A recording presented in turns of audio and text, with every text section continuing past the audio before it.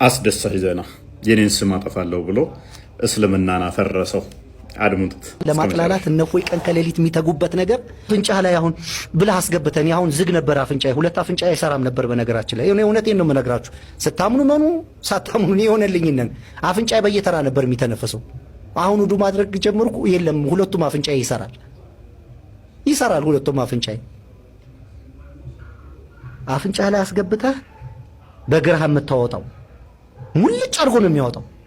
እኔ በደንብ ነው የምስበው። ስለምን ስለወዱ በደንብ ስቤ እስኪሰማን ሙልጭ አድርጎ ነው የሚወጣው። ቆሻሻ ያስደነግጣል። ወል ሲናገር እንደሰማችሁት አፍንጫዬ ይደፈን ነበር። ሁለቱም ውሃ ጨምሬ ሳጸዳ ቆሻሻ ወጥቶልኝ አሁን ደህና ሆኛለሁ አለ። ነብይ ያለው ቆሻሻ ሳይሆን አፍንጫህን የደፈነው ሰይጣን ነበር ማለት ነው። ማስረጃ ሳሂህ አልቡኻሪ 3295 ላይ narrated Abu Huraira እንደተረከው the prophet said if any one of you roses from sleep and performs the ablution he should wash his nose by putting water in it አንዳችሁ ከእንቅልፋችሁ ስትነሱ አቡሉሽን ሲያደርግ ውሃ በመጨመር አፍንጫውን ይታጠብ አለ and then blowing it out thrice ተዛም 3 ጊዜ እየጨመረ ያስወጣው አለ። ምክንያቱም ሲያስቀምጥ እንዲህ አለ because Satan has stayed in the upper parts of his nose all the night ምክንያቱም ሰይጣን እዚህ ላይኛው ክፍሉ ላይ ሌሊቱን ሙሉ ተኝቶበት ስለሚያድር። ስለዚህ ወንድማችን በፊት አፍንጫ ሰይጣን ማደሪያ ከነበረ ለሙስሊሞች በመታለቀለቅበት ሰዓት አሁን ከአፍንጫ ወጥቶ ወደ ጭንቅላት ገብቷል ማለት ነው። እኔም በጣም ደስ ያለኝ በጣም ገራሚው በየቀኑ ይህንን ኡስታዝ ጀማሪ ፖድካስት ላይ እንድታቀርቡት ምፈልገው ይሄንን ተናግሯል። እስልምና የተፈጥሮ ሃይማኖት አይደለም። የተፈጥሮ ሃይማኖት ቢሆን ኖሮ እኛ እንደምንለው አፍንጫችንን በተፈጥሮ የተገኘ እንደሆነ ሁሉ ሊቀየር አይችልም። ይሄው ራሱ ደገመው። እስልምና የተፈጥሮ ሃይማኖት አይደለም፣ ሙስሊሞች ዝም ብለው የሚያወሩት ብሎ። እዚህ ነገሮች ግን በመፈጠር ሰው ሁሉ ሙስሊም ነው የሚለው ሙስሊሞች ለራስ የሚሰጡት እውቅና ሊሆን ይችላል። አንተ ስለኔ የምትሰጠው እውቅና ሊሆን ይችላል እንጂ በተፈጥሮ ሰው ሁሉ እስላም ከሆነ ማንም ሰው ምንም መነጋገር አያስፈልግም ነበር። ልክ እስልምና እንደ አፍንጫ እንደ አይን እንደ ምናምን በማንነት አብሮ ይመጣል። ያን ማንነት ደግሞ ሰው መቀየር አይችልም። ቪዲዮ ሼር አድርጉት። አንተን ነው የሚጠይቀው። አንተን አስተምር ያለው እንጂ ማመልስ ከሆነ ተማር መማር አለብህ። ጭንቅላት አልባውን አካል እያመለክ ወሬ ታወራለህ። እሺ የምታውቀው መልሳችሁ እና ኢብራሂም ቤት ግባ። አንተ ይሄን የሚያህል ጅልነት እንዴት ይቻልከው? በእናትህ ዘንድሮም ስድብ ላይ ነህ አንተ ደንቆሮ። እንደዚህ የባንጋሊ ትራፊዎችን አስቀምጠው ያወራል። ያው ስላላ ምንም የሚያውቁት ነገር የለም። ያው ለሴቶች ያላቸውን ንቀት አያቸዋል። የባንጋሊ ትራፊዎች ምናምን ይላል። መሐመድ ውሻ አንተ ብሎ የተዋተን ራሱ አይምርም። መሐመድ ቢሆን እንኳን ባንጋሊም ሰው ናቸው። ውሻ ሂጃብ ለብሳ በመጣት ምሩም እናንተ እፎይ ወላሂ አንተ ሙስሊም ትሆናለህ። እርግጠኛው ነኝ ልንገርህ። ምን አይነት ጭንቅላት የሌለው አካል በሆን ነው ጭንቅላት የሌለውን ለማምለክ ሙስሊም ትሆናለህ ብትለኝ አይዘገን ነው? ያንተው ብልትም አለው እባክህ። ኢየሱስ አምላክ የለኝም እኔ ያንተ አለ። አሁን ፕሊስ ጭንቅላት አልባውን አካል እያመለክ ወሬ ታወራለህ። ከማስወርደስ ያውን ተረጋጋ። ጥያቄ ካለ በኋላ ትጠይቃለህ። አልፈህ ተቀመጥ። አንተን ነው የሚጠይቀው። አንተን አስተምር ያለው እንጂ ማመልስ ከሆነ ተማር መማር አለብህ። እና ኢብራሂም ቤት ግባ። እሺ የምታውቀው ነው መልሳችሁ መልስ። እና ኢብራሂም ቤት መልስ። የምትጠየቀው መልስ። እስቲ አትረብሽ ማሩ። እንደዚህ አይባልም። እስቲካወቅ እሱ የጠየቀውን ጥያቄ የማይጠቅመውና የሚጠይቀው አይደለም። ተሽ አንቺ ደግሞ ኪፍታፍ ያላጅ አይጠቅምም። መጀመሪያም ክርስቲያን ነሽ። አዩ ሰማሹ? ያላጣት አይጠቅምም፣ ያላጅ አይጠቅምም እያለ ነው እኮ። ንገረው አንተ ሰው መሰለህ እንደ ንገረው። አቱንና ጭንቅላቱ ጠቃሚ አይደሉም እያለ ነው። አዩ ሰማሹ? እየሰማሁት ነበር። የትኛው? እሺ አንድ ነገር ልጠይቅህ። ወደ አንተ ያመጣኸው ሙስሊም አለ? እሱን እስከ ዛሬ ድረስ ከለፋ አንድ እጄን አወጣለሁ። እኔ እጄን አወጣለሁ። እዚህ ጋር ማሩ ሙት አታርጋ። ኦኬ አለኝ እኔ አለ ካው ግን ቪዲዮ ተዘግቷል። ቪዲዮ ጠፍቷል ግን አለ። ማሩ ነኝ ስልጤው። ምናልባት ላጊ ማሩ ምን አለ መሰለህ? እሺ ማሩ ትምባለህ ወይንስ እንዴት ነው? ታለቅሳለህ ወይ ማሩ ትመልሳለህ ወይንስ ታለቅሳለህ? አንተ ሙስሊም ወደ አንተ ለተመጣለ እስከ ዛሬ ከለፋ አንድ ሙስሊም ወደ አንተ እምነት የመጣ ሰው አለ? ክርስቲያኖች ግን ጎረፉ ወደ እስላም። ይኸው እኔ መጣሁ አንተ የመጀመሪያው ትሆናለህ። ውሸታም። አንድ ነገር ቢጠይቃት መልስ አልመጣህም። ውሸት ነው። አንተ ፕሮቴስታንት ነው እንኳን አንተ አልመጣህም። ማሩ እኔ መጥቻለሁ። ጠይቀኝ። አንተ ለመጀመሪያ ላድርግህ አልኩህ እኮ። ስለ እስልምና ታውቂያለሽ? ልጠይቅሽ። አንተን የመጀመሪያ እኔን ከመጠየቄ በፊት ይኸው አንተን የመጀመሪያ ላድርግህ። እሺ አድርገኝ። ሶስቱን አምላክ አንድ አድርገህ አስተምረኝና አንተ ራስህ የመጀመሪያ ሙስሊም ናት። በቃ መምጣት ስላልቻሉ እስልምና የሆነ ነገር አውራ እስቲ የምታውቀው። ከእስልምና ነው ወጣሽው አንቺ?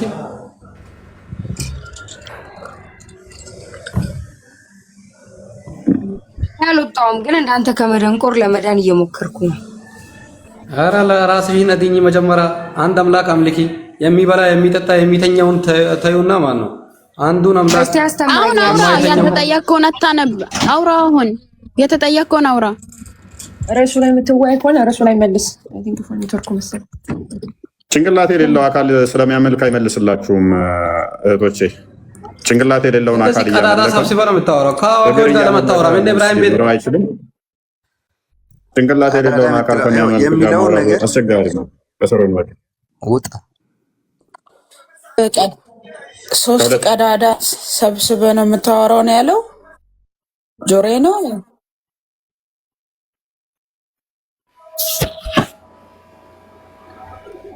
ጥያቄ ነበረኝ። ጥያቄ ትቀበላላችሁ? አሁን ጥያቄ በኋላ አንተ ይሄን ያህል ጅልነት እንዴት ቻልከው? በእናትህ ዞንም ያህል ጅል ላይ ዘንድሮም ትሳደባለህ አንተ። ዘንድሮም ስድብ ላይ ነህ። አይ እስልምና እኔ እነግርሃለሁ። እነሱን ከምታዳክም ጠይቀ የምትፈልገው በቀደም አላህ ምንድነው እያልክ ስጠይቅ ነበር። ሰው ያለው ትላለህ ምናምን። አላህ ኪታብ ነው። ፕሊዝ የተጠየቀው መልስ። እሺ አሁን አላህ ስንጣቶች ነው ያሉት? ምንድነው ጥያቄ? አላህ ስንጣቶች አሉት? ኪታብ ነው። ኪታብ ታውቃለህ?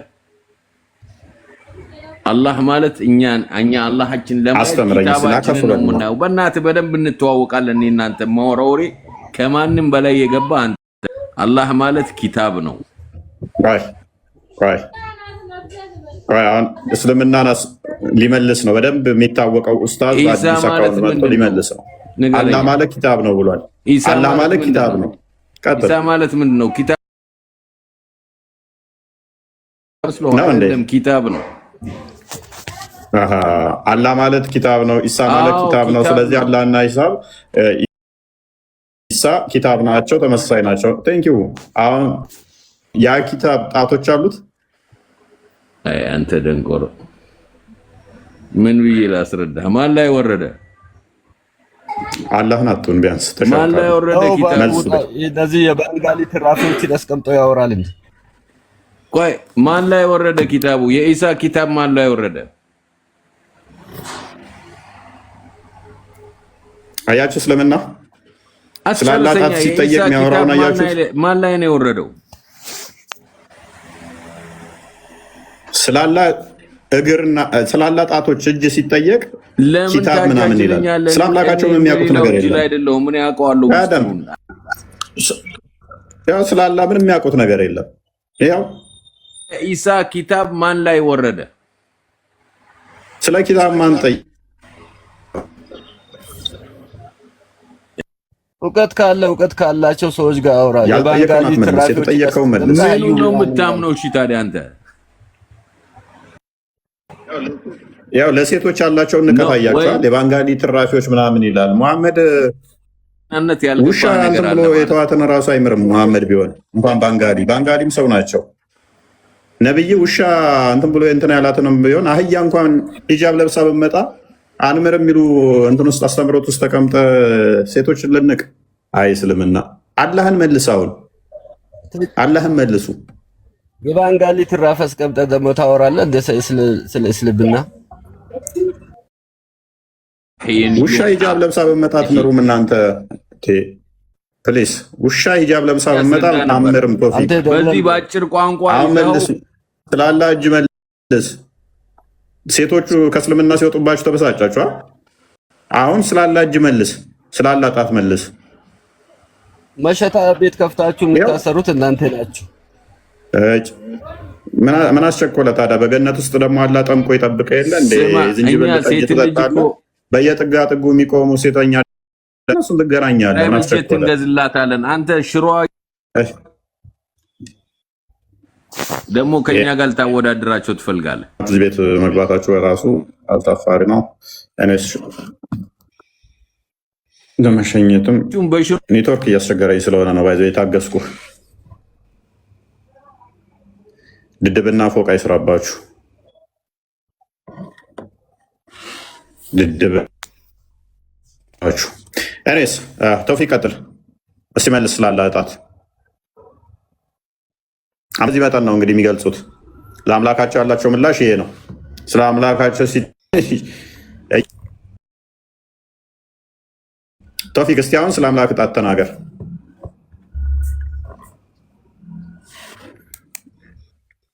ኦኬ ክርስ እንትና አለ ቢኒ አለው ፎይ እስቲ አንተ ጋር እየተቆራረጠ ነው አንዴ ሪሴት ላድርገው እሺ ላሳርፍ ቶፊክ ማይክን አንሳ እስቲ ቶፊክ ፈቃደኛ አይደለም እሺ ሱሱ ሙስሊም ነሽ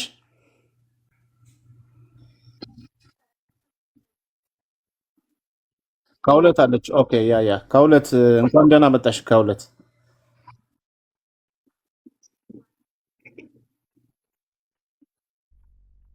እግዚአብሔር ይመስገን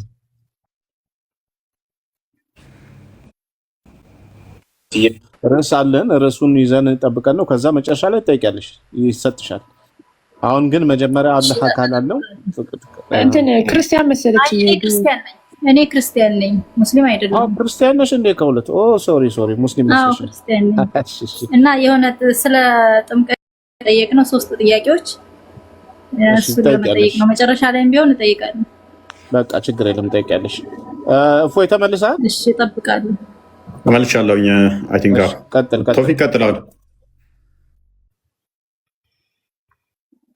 ቶፊቅ ይሰማል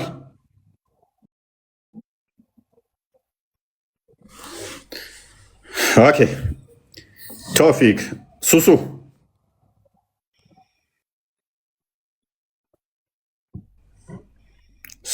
ይሰማል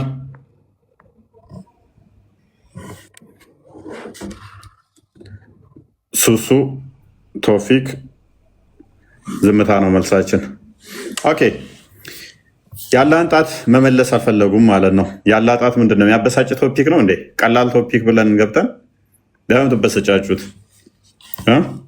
ቶፊቅ ራሱ እኮ ከዛኛው ጋር አብሮ ሲያሽቃብጣል ነበር ለምን አሁን አይመልስም ያ ለማመልሰው ቶፊቅ ቅድም ያኛው ላይ እየተደረገ ደጋግመህ ስታወራ ነበረ ሲያው መልስ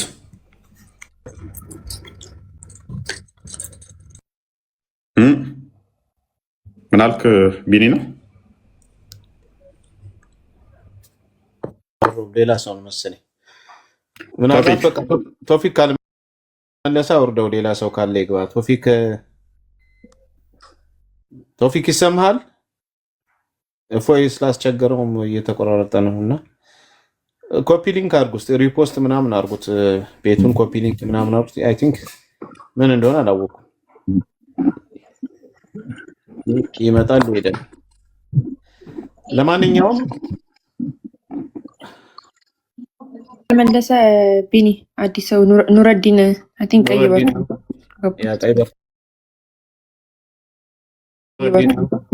ያ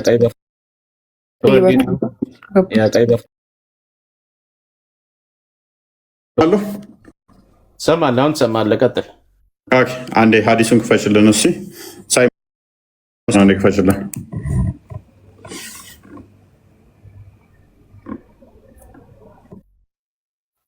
ሀያ ስድስት 5655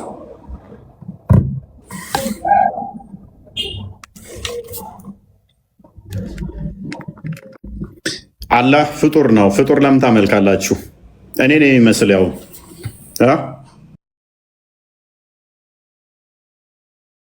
ጭንቅላት አለኝ እሱ ጭንቅላት የለው መስለው እኔ ጭንቅላት አለኝ እሱ ጭንቅላት የለው። ለምን እፎይ 3 ምትባል ስምን ቀይራውን አሊያም ብሎክ ነው ማድረግ ጊፍት ይሰጠኛል እንዴ ደግሞ እፎይ 3 ብለህ በእኔ ስም ያለ በአስቸኳይ ስሜን ቀይር። ፕሮፋይል እኔን አድርገህ ስሜን እኔን አድርገህ ይሄ ሌብነት ነው፣ ወንጀል ነው። አታደርጉ እንደዚህ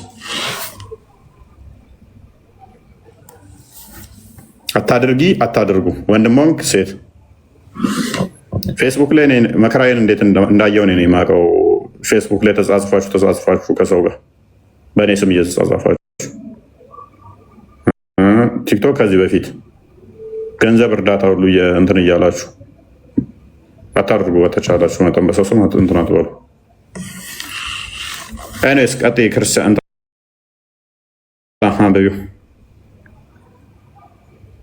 ኦኬ እሺ።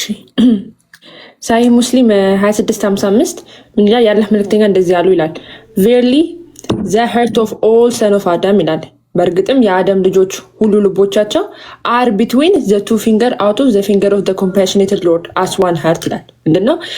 በእርግጥም የአደም ልጆች ሁሉ ልቦቻቸው ከአዛኝ ከሆነው ከጌታ ጣቶች መካከል ነው፣ ልክ እንደ አንድ ልብ ናቸው ይላል። ስለዚህ በሁለቱ ጣቶቹ መካከል ናቸው ብሎ ይናገራል ማለት ነው።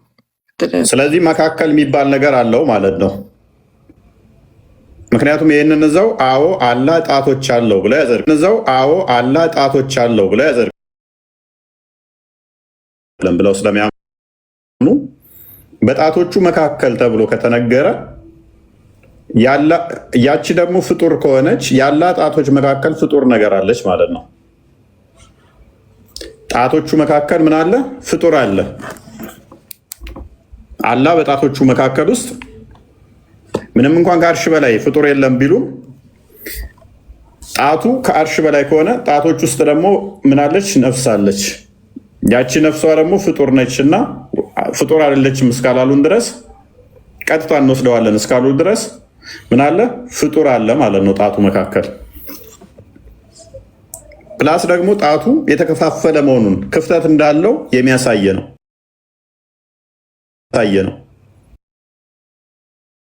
ስፔስ ሳይኖር አላህ የለም ነበር ማለት ነው። ስለዚህ አምላካችሁ ቀጥታም ፍጡር ነው። ፍጡር ለመምታመልኩት ሙሐመድ የፈጠረውን ለመምታመልኩት ያውም ጭንቅላት ሳይገጥምለት ጭንቅላት ሳይሰጠው እጅ እግር ባት ጣቶ የሰጡት ጭንቅላት ያልሰጠውን አላህ ለምን ታመልካላችሁ? ዋብያዎች ስፔሻሊ ጭንቅላት አልባ አካል ለምን ታመልካላችሁ? ፓርቲሽን ያለው ሊከፋፈል የሚችል ክፍተቶች ያሉት 5 ጣቶች ካሉት እንደዚህ ክፍተቶች ካሉት አይመስልም የምትሉን ምኑን ነው ታዲያ? እነኚህ ክፍተቶቹ በሌሉበት ውስጥ አላህ ሊኖር አይችልም ማለት ነው። ስፔሱ በሌለበት ላይ አላህ ሊኖር አይችልም። ስለዚህ አላህ አስገኛለሁ ማለት ነው። ራሱ ስፔሱ ከተገኘ በኋላ ነው እሱ ራሱ የተገኘው። ከዛ በፊት መኖር ስለማይችል ከዛ በፊት ስለሌለ ይሄ አምላካችሁ ፍጡር ነው። አምላካችሁ ሊትራሊ ፍጡር ነው። የፍጡር ባህሪያትን ገንዘቡ ያደረገ ነው። ከኔ የሚለየው ጭንቅላት ብቻ ስለሌለው ነው። ከዛ ውጭ ግን ከኔ በምንም አይለይ ነው። ከኔ ጋር ተመሳሳይ የሆነ ነው። ይህ አካል ለመምታመልኩት ይህንን አካል ለመምታመልኩት እስከዛሬ አለስ ወይ ሸውደዋችኋል ማለት ነው። ማታቁት ከሆነ የምታቁት ከሆነ ግን አሁን ማስተዋል ያለባችሁ ይመስለኛል። የምታመልኩት አካል ፍጡር ስለሆነ ፍጡር በማምለክ ደግሞ ገነት መግባት አትችሉም። ሙሐመድ የፈጠረላችሁ ባይምሮ እንድታመልኩት የነገራችሁ ትክክል አይደለም። ፍጡር እንድታመልኩ አድርጓችሁ ነው ሄደው።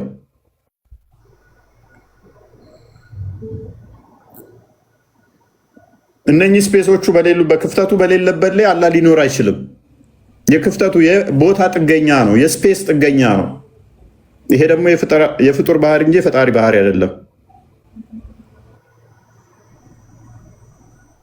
መዲና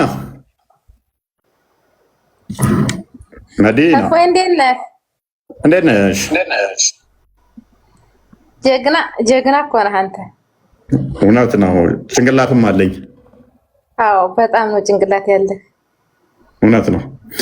አላ ጭንቅላት አለው።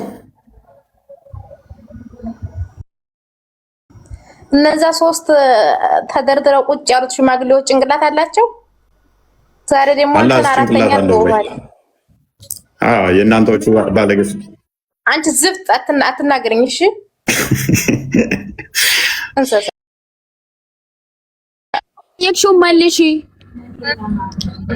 እንሰሳ የፈለገው ያምልክ ምን አገባሽ? ሽማግሌዎች ጭንቅላት አላቸው። ዛሬ ደግሞ ሪከርድ መልሻለሽ ወይስ እንዴት ነው?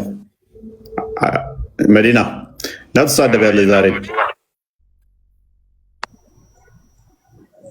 ሪከርድ ያታርክ አይና ያለው የሚያደርጉት ሁቲ ስትገባ ነው።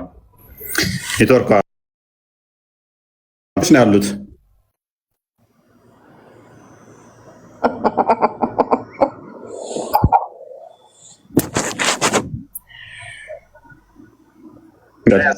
አላ ስንት ጣቶች አሉት?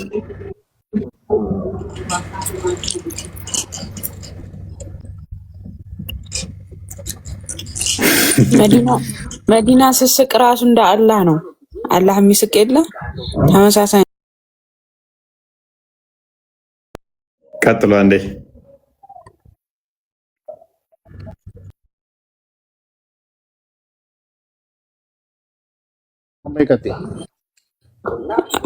ያ ሱሱ አለሽ። ሰላም ላንቺ አክብረው ብቻ ጀግንነት ራሱ ይላል። ጀግንነት አንዴ ነው ያለች አይመስለኝም። ማማ ከቀድም ጀምሮ ሚድ ነበረች። ያለች አይመስለኝም።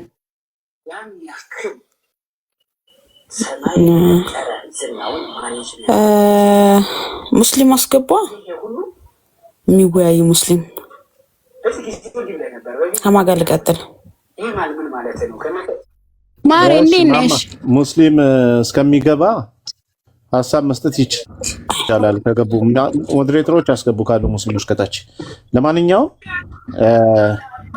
በአላህ አካል በጣም እያፈሩ እየመጡ ነው። ባይዘዌ ጭንቅላት እንዳለው እንደሌለው መናገርም አልቻሉም ሙስሊሞች። እስከዛሬ መልስም አላገኘንም፣ ዝም ብለዋል። አለውም የለውም አይሉም። ለምን እንደሆነ አላወቅንም። ስለዚህ አምላካቸው ጭንቅላት ይኑረው አይኑረው አያውቁም ማለት ነው። ይሄን አካል ማምለክ ስለዚህ አምላካቸው ጭንቅላት ይኑረው ብታስቡበት መልካም ነው። ቢያንስ ጭንቅላት እንዳለው አረጋግጡ። ከሌለው አያስብም ማለት ነው። የቁርአንም የአንዳንድ ሐዲሶችም ውጤት ደግሞ ያለማሰብ ውጤት የሆኑ ጽሁፎች ስላሉ እሱን መጀመሪያ ብታረጋግጡ አሪፍ ነው። በትክክል ናውዴስ በጣም እያፈሩ ነው በአላህ አካላት፣ በአላህ ጭንቅላት፣ በተለያዩ እዚህ ላይ መልስ መስጠት እየተው ነውና ካላፈራችሁ ግቡ። ባይዘዌ ክርስቲያኖች በደንብ ልታስተውሉ የሚገባው ቢኒ ይቅርታ፣ አላህ ጣቶቹ ሲጠየቁ እግሩ ሲጠየቅ ጭንቅላት አለ ወይ ምናምን ሲባል ለምንድን ነው እንደዚህ እየከፋፈለ የሚጠይቀው ምናምን ልትሉ ትችላላችሁ። ስላሴ ላይ ሲያሰፉ ታያቸዋላችሁ አይደለ?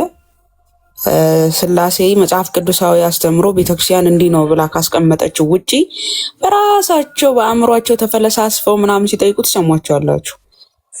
ሊያውም ፍልስፍና ማለት ነው። እኛ አሁን የተጻፈውን ነው እየጠየቅናችሁ ያለ ነው። ስለዚህ ስንጠይቃችሁ መመለስ አለባችሁ። ልክ እናንተ ተፈላስፋችሁ እንደምትጠይቁት እኛ ደግሞ የተጻፈን አምጥተን ስንጠይቅ መመለስ አለባችሁ ማለት ነው። ስለ አላህ አካላት ቀጥል። እፎይ ይመታል።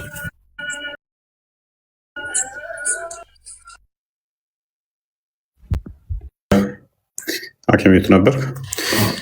እሺ ወገኖቻችን፣ ዘመዶቻችን እና እንዴት ነው የምታጸድቁት? እንዴትስ ነው የምትረዱት?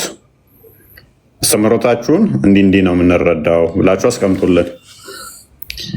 ኦኬ ሲያም እና ሐሲፍ እንኳን ደህና መጣችሁ።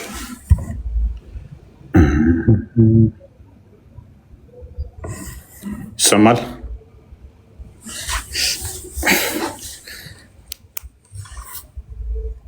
አልሰማም። ሙስሊሞች ናችሁ? ሙስሊም ከሆናችሁ ቀጥሉ። የገባችሁት አሁን ገባችሁት። ሙስሊሞች ካላችሁ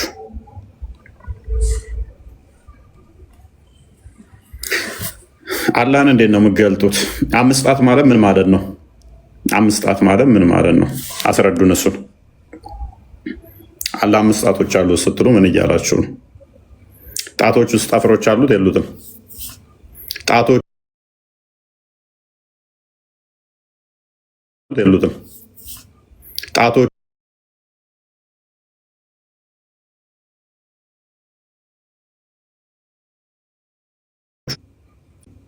የኔ እጅ መስማት የሚችል ነው። እጁ ለመስማት የግዴታ እጁ አላህ አይኑን ጆሮ ነው የሚጠቀመው። ለማየት ደግሞ አይኑን ነው የሚጠቀመው። ለመያዝ የግዴታ እጁን ነው የሚጠቀመው። እንደዛ ከሆነ ከኔ በምንድን ነው የሚለየው?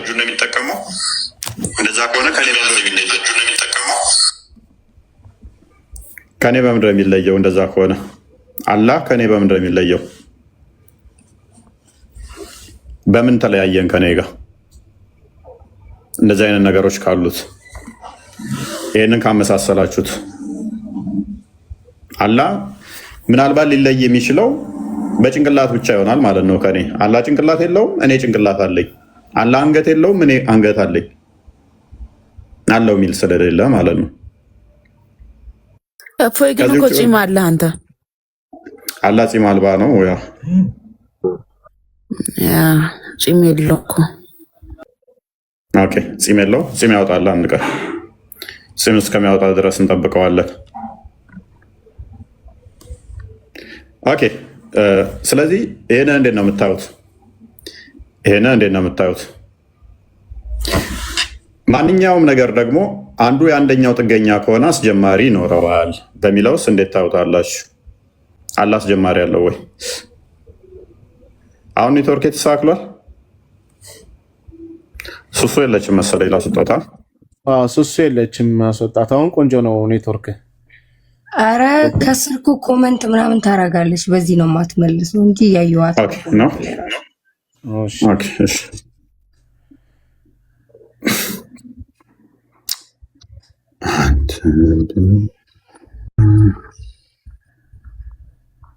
ሲሃም የለሽም? ሲሃም እንቀይራቸዋለን። ቆይ ሙስሊሞች ኔትወርኩ መሰለኝ ሙስሊሞቹም ሳስገባቸው ዝጋ ነው።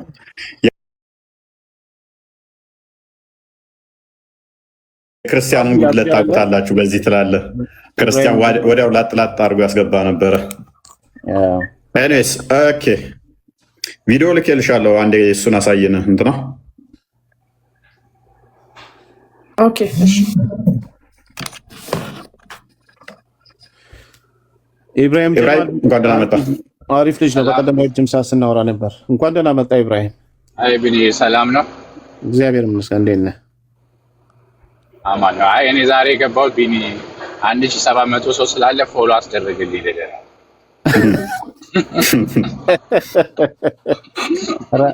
ራሴን እፎይን አስፈቅድን ያደለውም ባለቤቱ እፎይ ነው። እፎይ ኦኬ፣ እፎይ ንገርልኝ። አይ ነግሬያቸዋለሁ። ኤኒዌይ በቃ የሚመቻችሁ ፎሎ አድርጉኝ ለራሳችሁ ስትሉ ለእኔ ሳይሆን እሺ። ሌላ ጊዜ ቢኒ ግን እናንተ ማዳማ እንደዚህ አይነት እንትን ደስ ይላል። ካደርጋለህ አድርግ፣ ለራስህ ስትል ነው። ካፈለክ ተው ቢኒ። ሌላ ጊዜ ቴንክ ዩ ቢኒ። ያ ፎሎ አድርጉት የሚጠቅማችሁ ከሆነ። አይ ዶንት ኖ ምን ኮንቴንቱን አላውቅም።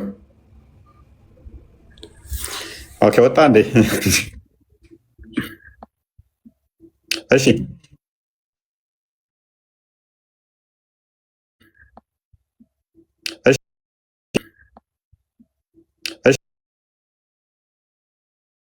ኦኬ ቀጥይ ቤላ።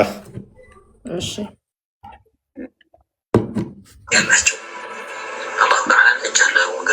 ወሃብያ ማለት የተፈለገው አላሁ ስብሓነሁ ወተዓላ እጅ አለው ብሎ የሚያምኑት ነው አለ። አላሁ ስብሓነሁ ወተዓላ በተከበረው ቁርአኑ በሱረት ሰድ ላይ ያ ኢብሊስ ማ መናዕከ አን ተስጁደ ሊማ ኸለቅቱ ቢየደየ ይላል። አንተ ኢብሊስ ሆይ ስጁድ ማድረግን ማን ከለከለ?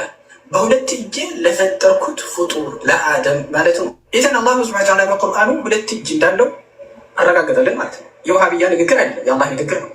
ቡኻሪ እና ሙስሊም በዘገቡት ሐዲስ ውስጥም እንዲህ ይላል ዱሃ ነፈቃ ወቢየዲሂ ልኡኽራ አልሚዛኑ የኽፊዱ ወየርፈዕ ይላል። ሌላ ቦታ ላይ ክልታ የደይሂ የሚን ይላል። ሁለቱ የአላሁ ሱብሓነሁ ወተዓላ እጅ ቀኞች ናቸው ይላል። ይህ የውሃብያ ንግግር አይደለም፣ የነቢዩ ሰለላሁ ዐለይሂ ወሰለም ሐዲስ ነው። ቡኻሪና ሙስሊም በዘገቡት ሐዲስ ውስጥ አንድ ያዙ። እንደሰማችሁት እንግዲህ አዎ እጅ አለው። ስንት እጅ? ሁለት እጅ አለው። ኦኬ እጁ ደግሞ ቀኝና ግራ ተብሎ ይነገራል። መልካም ተብሎ ከተነገረ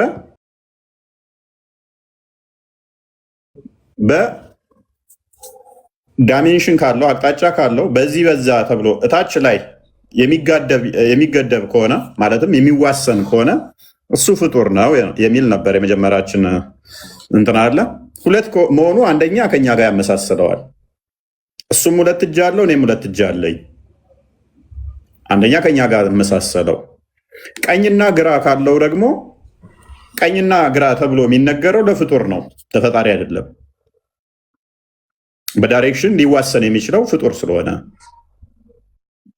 የሚያካብበው የሚያዋስነው መሰረትና ጉልላት ካለው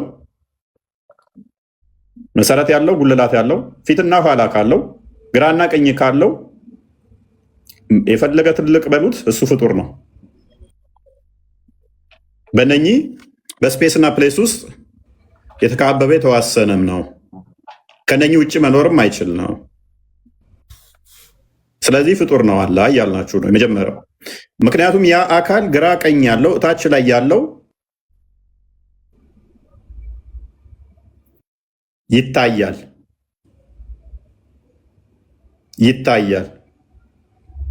የሚታይ ከሆነ ደግሞ ቦዲ ነው ማለት ነው። ቦዲ አለው። ቦዲ ብቻ ሳይሆን ደግሞ አስቀጥዩ ቦዲ መሆኑ በደንብ ግልጽ ያደርገዋል። እንዲህ ይላሉ فأما النار فلا تمتلئ حتى يضع الله تبارك وتعالى رجله جهنم أتملم الله سبحانه وتعالى يقرون اسكم ياسك أمتبات درس የሙስሊም ሪዋያ ቀደመሁ በሚል ነው የመጣው። ኢዘን ወሃቢዮች ሳይሆን አላሁ ሱብሓነሁ ወተዓላ እግር ሰማይ ላይ ይቀመጣል። ጋነም የምትሞላው በማን ነው? በአላህ እግር። መሙላት የሚችል ስፔስ እና ፕሌስ መያዝ የሚችል የሆነን ቦታ ላይ አርፎ ያንን ቦታ መሙላት የሚችል እግር ነው ያለው። አሁንም አላህ ምን ያስፈልገዋል ማለት ነው? ቦታ ይፈልጋል ማለት ነው። ቦታ የሚፈልግ ነገር ደግሞ እሱ የሚታይ ቦታ የሚፈልግ የሆነ ቦታ ላይ ገብቶ የሚሞላ ከሆነ አሁንም ፍጡር ነው እግሩ ማለት ነው። ያላ እግር የሚታይ ነው፣ ቦታ የሚፈልግ ነው። ስለዚህ የፍጡር ባህሪ ነው ያለው። አሁን አላህ ፍጡር ነው የምንላቸውንም በዚህ ነው። ኦኬ ቀጥይ የምለው ይህንን ያነሳው አለ ብዬ አልገምትም። ይሄ ቅጥፈት ነው። ነገር ግን አላሁ ስብሐነሁ ወተዓላ ከአርሽ በላይ ከፍ ብሏል ለምለው ይሄኛ ሳይሆን ወይም ዋሃብያዎች ሳይሆን አላሁ ተዓላ በቁርአኑ ያረጋገጠ ነው። ነቢዩ ሰለላሁ ዐለይሂ ወሰለም በሐዲሳቸው ያረጋገጡት ናቸው። ምክንያቱም አላሁ ስብሐነሁ ዐርሽ እስተዋ፣ አላሁ ስብሐነሁ ወተዓላ ከአርሹ በላይ ከፍ አለ ያለው አላህ ነው፣ ዋሃብዮች አይደለም። ነቢዩ ሰለላሁ ዐለይሂ ወሰለም ጃሪዋን በጠየቋት ጊዜ አይን አላህ አላህ የት ነው ብሎ በጠየቁት ጊዜ ፊሰማ ብላ ነው የመለሰችው። ሰማይ በላይ ነው ብላ ነው የመለሰችው። ኢዘን ይሄ ንግግርም የዋሃብያዎች ሳይሆን የአላሁ ስብሐነሁ ወተዓላ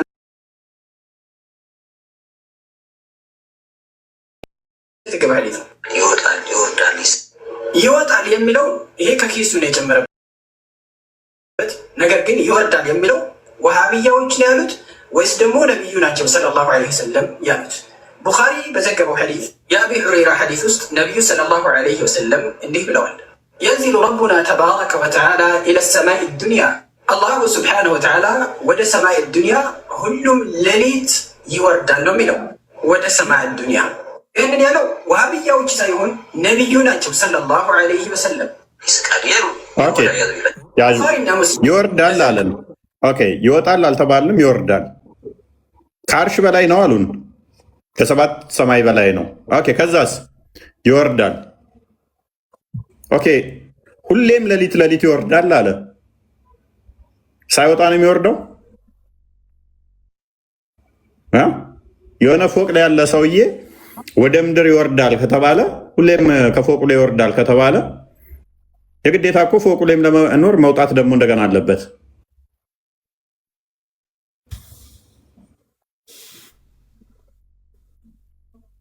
ይወጣል አልተባልንም አለ። ኦኬ በሰባት ቀን ፍጥረትን ፈጥሮ በአርሹ ላይ ተደላደለ ማለትስ ሳይወጣ ነው? ኦልሬዲ በኋላ በአርሽ ላይ ተደላደለ መባሉ አይነገርለትም ካልወጣበት። አስቀድሞ ነው እዛ ቢሆን ኖሮ አትሊ በመጀመሪያ ወጥቷል ማለት ነው። አንዴም ቢሆን ያ የወጣው ደግሞ ወዴት ይመጣል? ወደ ቅርቢቱ ሰማይ ይመጣል።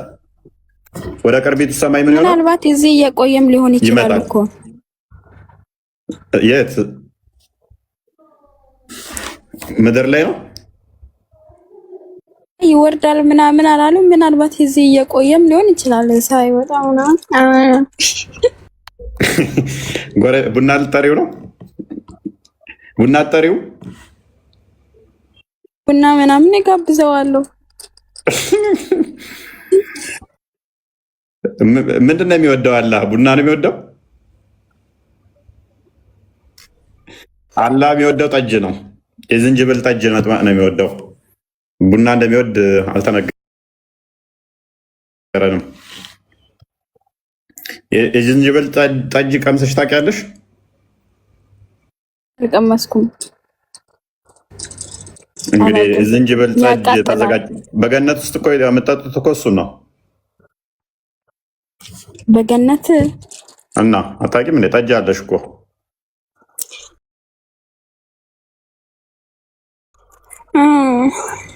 ኦኬ ገባኝ። ጭራሽ ገነት ጠጅ እንዳለ አታውቂም? አላውቅም ነበረ። አላህ ገነት ውስጥ ጠጅ ጠምቆ አዘጋጅቶላችኋል። እሱ ነው የሚጠምቀው እና ሌላ ማን አለ? መጀመሪያ ገነት መግባታችን ይረጋገጥና ከዛ በኋላ ለጠጁ እንደርስበታለን። ያለህን ጠጅ አጣጥለሻልና እንደውም አይፈቀድልሽም ላንቺ። ሁቲ ቤላ ትጨርሻለሽ ቪዲዮን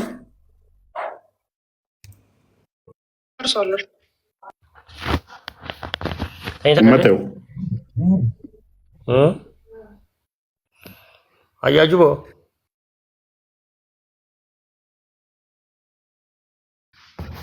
ዘከይን አያጅቦ ይላል። ልጁን ተኝቷል አልተኛም እያለ ጅቦ እንደዛማ ከሆነ እኮ በእስልምና እኮ አያጅብ በጣም ስጋው ተወዳጅ ነው ተብሎ የሚታመነው። የአያጅቦ ስጋ በጣም ተወዳጅ ነው ተብሎ ይታመናል። የአያጅቦ ስጋን አንድ የቪዲዮ ይለቅ። እሺ ቀጥይ። ወሃብያዎች ሳይሆን ነቢዩ ሰለላሁ ዐለይሂ ወሰለም ናቸው ለአላህ አፈን ጥርስን የሚሰጡ ማለት ነው። እዚህ ጋር በጣም ከባድ ቅጥፈት ነው እየቀጠፈ ያለ። ግን ደግሞ ይሄ በመቅጠፉ ቀጥዩ። ትንሽ አሳልፊውና ቀጥይ። ወደኋላ አላርገው ወይስ ወደፊት? ወደፊት። ኢማም አልቡኻሪ ረሂመሁላህ ረሕመተን ዋሲዓ በዘገበው ሐዲስ ውስጥ ነቢዩ ሰለላሁ ዐለይሂ ወሰለም ታዩ ቀጥይ እንዲህ ይላል። حديث يا أبي سعيد الخدري رضي الله عنه حديث يقول الله تبارك وتعالى يا آدم فيقول لبيك وسعديك فينادي بصوت أو فينادى بصوت بولدتم معنا بدم سنو ميتقرون ميلو بل بقرآن وسط عندهم على اسمه ويوم يناديهم فيقول أين شركائي الذين كنتم تزعمون ميلو النداء لم يتوقعوا نداء معنات كدم سوتي لهنا يجلم لا يكون إلا سلطان في اللغة العربية. إذن ይህንንም ወሃብያዎች ሳይሆን ቁርአንና ነቢዩ ሰለላሁ ዐለይሂ ወሰለም ናቸው አላህ ድምፅ አለው ያሉት። ኢማም አልቡኻሪ ረሂመሁላህ ረሕመተን ዋሲዓ ኸልቅ አፍዓል ልዕባድ ኪታባቸው ውስጥ እንዲህ ይላሉ። ኢነላሃ ዩናዲ ቢሰውቲን የስመዑሁ መን በዑደ ከማ የስመዑሁ መን ቀሩበ ይላል። አላሁ ስብሓነሁ ወተዓላ በድምፅ ይጣራል። ቅርብ የሆነ ሰው እንደሚሰማ ሁሉ ሩቅ ያለው በዛው ልክ ነው የሚሰማው ይላል። ኢዘን ይህ የውሃብያ ንግግር ሳይሆን የአላሁ ስብሐነ ወተዓላ ንግግር፣ የነቢዩ ሰለላሁ ዐለይሂ ወሰለም ንግግር፣ የሰለፎች ንግግር ነው ማለት ነው። ኢማሙ ሙስሊም በዘገበው ሐዲስ ውስጥ ሐዲሱ የዐብደላህ ብን ዐምር ብን አልዓስ ረዲየላሁ ዐንሁ ነው። ነቢዩ ሰለላሁ ዐለይሂ ወሰለም እንዲህ ይላሉ፣ ኢነ ቁሉበ በኒ አደመ በይነ ኢስበዐይኒ ሚን አሳቢዕ ረሕማን ይላሉ። የበኒ አደም ልጆች ልብ የአላሁ ስብሓነሁ ወተዓላ ሁለቱ ጣቶች መካከል ነው ያለችው ይላል፣ ከአላሁ ስብሓነሁ ወተዓላ ጣቶች ውስጥ። ይህም የውሃብያዎች ንግግር ሳይሆን የነቢዩ ሰለላሁ ዐለይሂ ወሰለም ንግግር ነው። እነዚህ የጠቀስኩላችሁን ሐዲስ ሁሉም እናንበታለን፣ እንደመጣ እንተረጉመዋለን። አንዴ ጨርሾ እሺ። ሎክ ቀጥይ። ሳናመሳስል ማለት ነው። ይሄንን ይመስላል ብለን ምሳሌ ሳናስቀምጥ ተሽቢህን ሳናደርግ ከይፍያን ሳናደርግ ማለት ነው። እነዚህ ሰዎች ያሉት ስለዚህ ሎክ ምንድነው ያለው? የተጠቀሰውን አሁን እንደመጣ ሳናመሳስል ወይንም ደግሞ ምሳሌያዊ ነው ሳንል ቀጥታ እንወስዳለን። አላህ ጣቶች አሉት። ጣቶቹ መካከል የአደም ልጆች ልብ አለች። አዎ አለ። አላህ ይስቃል። አዎ ይስቃል። አላህ የአደም ልጆች ብሎ ይጣራል በድምፅ። ሉክ በሜታፎር እንደዚህ ምናምን አይደለም፣ በድምፅ ይጣራል። ልክ ሐዲሱ እንደምታነቡት እሱም አላምን ብሎ ይጣራል። እናንተ አዳም ልጆች ብሎ ጆሮአችሁ እስከሚሰማ ይጣራል። ግን አፍ የለውም። አለው አናቅም። እጅስ አለው፣ ጣቶችስ አሉት። ይስቃል። የሚስቀው ደግሞ እንጥሉ እስኪታይ ይስቃል። በድምፅ ይጣራል። አፍ ይኑረው አይኑረው ግን አናቅም። ምን ማለት ነው? መንጋጋው እስኪታይ ላንቃው እስኪታይ የሚስቅ ከሆነ ላንቃውና መንጋጋው እስኪታይ የሚስቅ ከሆነ በድምፅ የሚጣራ ከሆነ አፍ ይኑረው አይኑረው ግን አናቅም። ጣትና እጅ እግር አለው፣ እሱን እናውቃለን።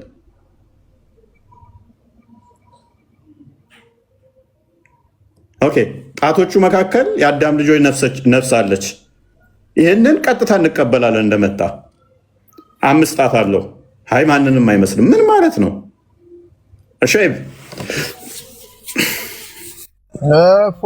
እፎያችን ይላል አንበሳ ያሳካ። እኔ የምልህ አንዳንድ ውስታዞች እኔ አሁን እዚህ ጋር ግልጽ ላደርግልህ የምፈልገው እኔ እስልምናን ማጥራት ስለምፈልግ አንዳንድ ውስታዞች ነው አህባሽና ዋብያ እያልክ ከምታጋጨን ግን ትሪውን ውስታዞች አሉ። አሁን ያሲን ኑርን እኔ ጋብዝሃለሁ። ለምን ለስለስ ብሎ ለሁሉም እንዲገባቸው አድርጎ ነው። አሁን እነዚህ ውስታዞች ያሲን ኑር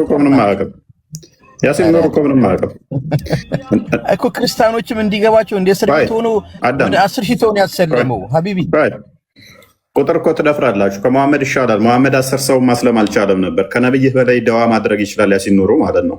23 ዓመት ቆይቶ ነብይህ 10 ሰው ማስለም አልቻለም። አይሁዶችን 10 አይሁድ ቢሰልም እንደኖረ ሁሉንም ማሰልም ነበር አለ ነብይህ። 10 አይሁድ ማስለም አልቻለም በ23 ዓመት ውስጥ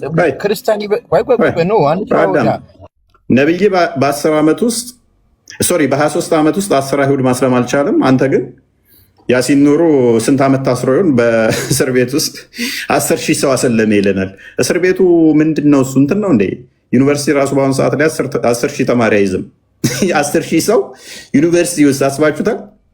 አይ ምን እስር ቤት ውስጥ 10 ሺህ ሰው ጋር ተገናኝቶ ማለት ነው። አይ በእናትህ ፕሊስ አልሻይብ ጭንቅላት የሌለውን አካል ማምለክ በዚህ መጠን እንድትተረተሩ ያደርጋችኋል። አሁን አዳምጥ እሺ። ኦኬ በነገራችን አዳምጥ። እስልምናን ትክክለኛ ከሚያውቁት አንዱ ይሄ ነው። ያሁን ያቀረብነው ኡስታዝ ቲክቶክ ላይ ለሚቀጥፉ ኡስታዞች እንኳን ምላሽ የሚሰጡ ናቸው። አይደለም ለእኛ ቲክቶክ ላይ ለሚቀጥፉ ምላሽ ይሰጣሉ። ይሄ እና የዚህ ጀማዎችን አይቻቸዋለሁ። እስልምናን ሰማው የሚያውቁት በትክክል እስልምናን የሚያውቁ አስተምሮቱን የአሁኑ ኡስታዝና ደጋግሞ ምላሽ የሚሰጥ አቡ አብደላ ነው የሚባለው እነሱ ናቸው። ሌሎቹ እዚህ ቲክቶክ ያሉት ክርስትና ላይ ዝም ብለው መጮህ እንጂ ክርስትናን ዝም ብለው ማጣመም እንጂ እስልምናን ከና አያውቁትም። ምንም ያውቁት ነገር የለም። ምንም ማለት ነው። ምንም አያውቁትም። ይሄንኛው ጠንቅቆ ያውቃል። ከዚህኛው ደግሞ አይ ቲንክ አቡል ቡሃሪ ምናምን የሚባለው ልጅ ጎበዝ ነው። እሱ አይ ዶንት ኖ አሁን ላይቼው አላውቅም። አውቃቸዋለሁ። እስልምና ማን ያውቃል ማን አያውቅም እናውቃቸዋለን በደምብ ጠንቅቀን ስለምናውቃቸው። ከዛ አቡ አብደላ ጎበዝ ነው እስልምናን ከሚያውቁት ውስጥ። እዚህ ቲክቶክ ንጽጽር የሚሰሩት በተረፈ ምንም የሚያውቁት ነጭ ናቸው። ሙሐመድ ቢመጣ እንዳለ አስተምሮቱን ክደው እኔም አላቃችሁም ነው የሚላቸው እሱ። እነሱም አንተን አናቅህም ነው የሚሉት። ክርስቲያኖችን ለማታለል ሲሉ እንዳለ አስተምሮቱን ክደዋል። ዜሮ አስቀርተናቸዋል። ኦኬ ለማንኛውም አላህ ስንት ጣቶች ነው ያሉት? አላህ ስንት ጣቶች ነው ያሉት? ኧረ አትነቀኛ። አንዳንዴ ድምፄንም አትነቀኝ። እስኪ ፋታ ስጠኝ። እንደ ቴዲ ሌላ ቦታ ነው የምትገባው አንተ። ኖ ጣቱን ልነግርህ ነው። እኔ ኡስታዝ ያውቃል አያውቅም እያልኩ አይደለም፣ ግን ግትር ናቸው። አሁን ዘመናዊ እንዴት ብዬ ልንገለጽልህ? አሁን አታውቃቸው የምትላቸው ረሱል ሰለላሁ ዐለይሂ ወሰለም በጣም ጠበቅ አታድርጉ፣ ላላማ አታድርጉ፣ ሰዎች በሚገባቸው መንገድ ንገሯቸው ብለው፣ እነዚህ ግን ግትር ብሎ የሆነ ነገር ይነግርሃል። ይሄ ተገቢ አይደለም። ለአንተ ይመችሃል ለምትሰራው ለእነኛዎቹ አላጭበረብራቸው ሼጣ ቆይ አላህ ይራማቸውና እጅ የሞቱት ሳይሞት ልገለው እንደ ጣን ሼጣ አለ በህይወት ለካ አንተ በቃ ዋብያዎች ማሟረት ነው። ባባሾች ውሳቶች ይመቻችሁ። ኧረ ተው፣ ለነገሩ ልገሉት ነው ልገሉት እያሰባችሁ አዲስ አበባ እንዳለ መጅሊስ እየተቀበላችኋቸው ነው። አመራሮችን እንዳለ እያጸዳችሁ ነው። እፎይ ወላሂ አንተ ሙስሊም ትሆናለህ፣ እርግጠኛ ሆኜ ልንገርህ። ይሄንን ምን ጭንቅላት የሌለው ላመልክ? ጭንቅላት የሌለው ላመልክ? ነገ ከነገ ውስጥ ይከነክናል። ማለት ምን አይነት ጭንቅላት የሌለው አካል በሆን ነው ጭንቅላት የሌለውን ለማምለክ ሙስሊም ትሆናለህ የምትለኝ? አይዘገን ነው ስታስበው ራሱ እኔ ጭንቅላት ወደ ሌለው አካል እና ስትለኝ ኖ የሆነ ስለ ኢየሱስ በደንብ እያወቅ ጭንቅላት የሌለውን አካል ባት ብቻ እያመለክ ጣት ብቻ እያመለክ ምኑንም ስለማታውቀው አካል ይሞች ጋር ይሰራል። ይሄ ፕሮፓጋንዳችሁ። እኔስ አሁን እስኪ ትንሽ አውራ ስላላ ጣቶች ጣቷን ልንገርሽ። አሁን ቅድም ኡስታዙ የሆነ ግትር ያለህ ለዞን አንዳንዴ ላላ አድርገው እሺ አላላውና ቀጥል አንተ ነብይ ተናገረው። አሁን ራሱ ይኸውልህ ጣት ባለች ማለት ያቺ ልብ ምንድናት? ደካማ ናት። ገብቷል? ስለጣቱ ቆይ እኮ ይኸውልህ ጣት ሲባል የሰው ጣት ኧረ በአላህ በእናትህ እፎይ፣ እኔ ልባችን ደከመን ወይ መተን እንዳንወያይ። ጣት ሲባል የሰው ጣት አይደለም። ሰው ሲባል እነሱም ግትር ስለሚለው እንጂ አላህ ሱብሓነሁ ወተዓላ የሚታይ የሚዳሰስ አይደለም እንዴ። ኦኬ ነው በቃ ማለት ከዛ እስኪ እና ምንድነው ጊዜ ጌታ ሚት አድርጊ። አንቺ ደግሞ እውቀተ ቢስ እስቲ ሚት አድርጊ። ያለው ራሴ እውቀተ ቢስ እና ምንድነው ንፋስ ነው ወይስ አየር ነው? እናትዬ ሚት አድርጊ። ያለው እውቀትሽ ወይ አትበይ። አንቺ ስትጀምር ጃሂል ነሽ። እየጨመቀች እኮ ነው። ያለው እውቀትሽ አትበል። ተረት እያወራህ እኮ ነው። ራሴ ጃሂል ነኝ እኔ አይደለሁም ጃሂል። መጀመሪያ ቀሚስ በደንብ ልበሽ። እኔ አሁን ገብቼ አየሁሽ በደንብ። እስቲ ራስሽን ጠብቂ። ምን ለሚስት ትሆናለህ አትሆንም ብለህ ነው? ሴት ካያችሁ በቃ ቶሎ ብላችሁ አካውንቷን ቼክ ታደርጋላችሁ። እኔ አንቺ ለረን ያላገባሽ እኔ ጥርስ እና ለምን ሄደ አካውንቴን ቼክ ታደርጋለህ? ልታገባኝ ካልፈለግ ለምሳሌ ንግግርሽ አሁን እኔ አላህ እንዲህ ነው ጠጅ ምናምን። እስቲ አሁን ያላህን ጣት መልስ፣ ያላህን ጣት መልስ። እሺ ኖ እኔ ሴት ልጅ ስርዓት ሲኖራት ደስ ይለኛል። ሚውት አድርጊ እንደ ቤላ። ምን ነው አባቴ ቀናክ እንዴ? ተቃጠልክ እንዴ? በጣም ነው እንዴ ተቃጠልከው? ወይኔ አባቴ አምላክ አለ ጌታ ይባርክሽ። በቃ መንፈሱን እኔ አወረድኩብሽ። አሜን እንደው አሜን ይባርከኝ።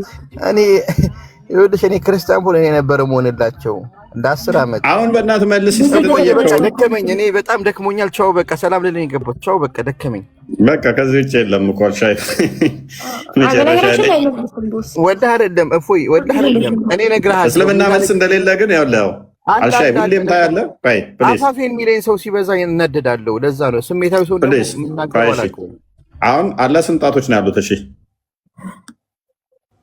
ሱብሃነሁ ወተዓላ እንዳስተምሮ ሙእሚኖችም ሊቃውንቶችም እንዳስተማሩን አላህ ሱብሃነሁ ወተዓላ እጅ አለው አይደለም። አሁን እግዚአብሔር እጆቹን ዘረጋ ሲባል እጅ አለው ማለት ነው፣ እንዲገባክ ማለት ነው። ምን ላድርግ? መልካም። ስለዚህ አላህ እጅ የለውም። አላህ እጅ የለውም ማለት ለአንተ በሁለት ጣቶቹ መሀል ላይ ማን አለሽ? የአዳም ነብይ ነው እንጂ የመጨረሻ እየጠየቅኩ ነው። አታልቅስ፣ አታልቅስ። አይታይም ደግመህ እንዳትል አላህ ይታያል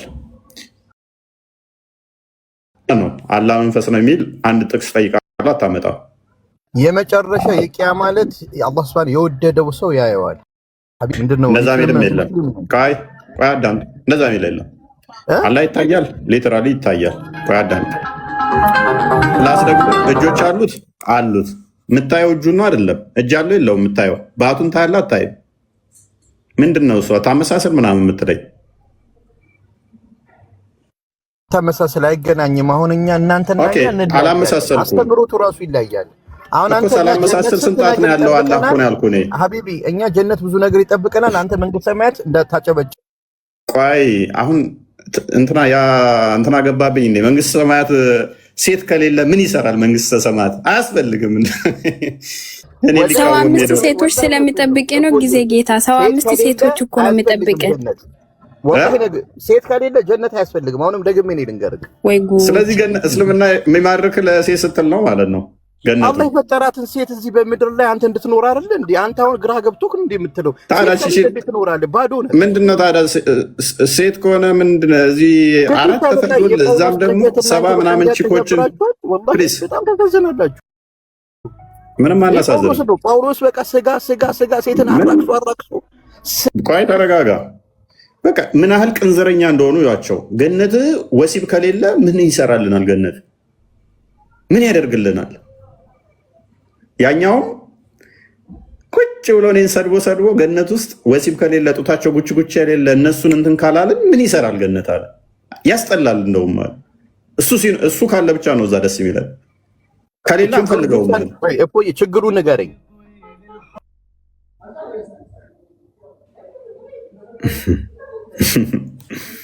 ትገርማላችሁ።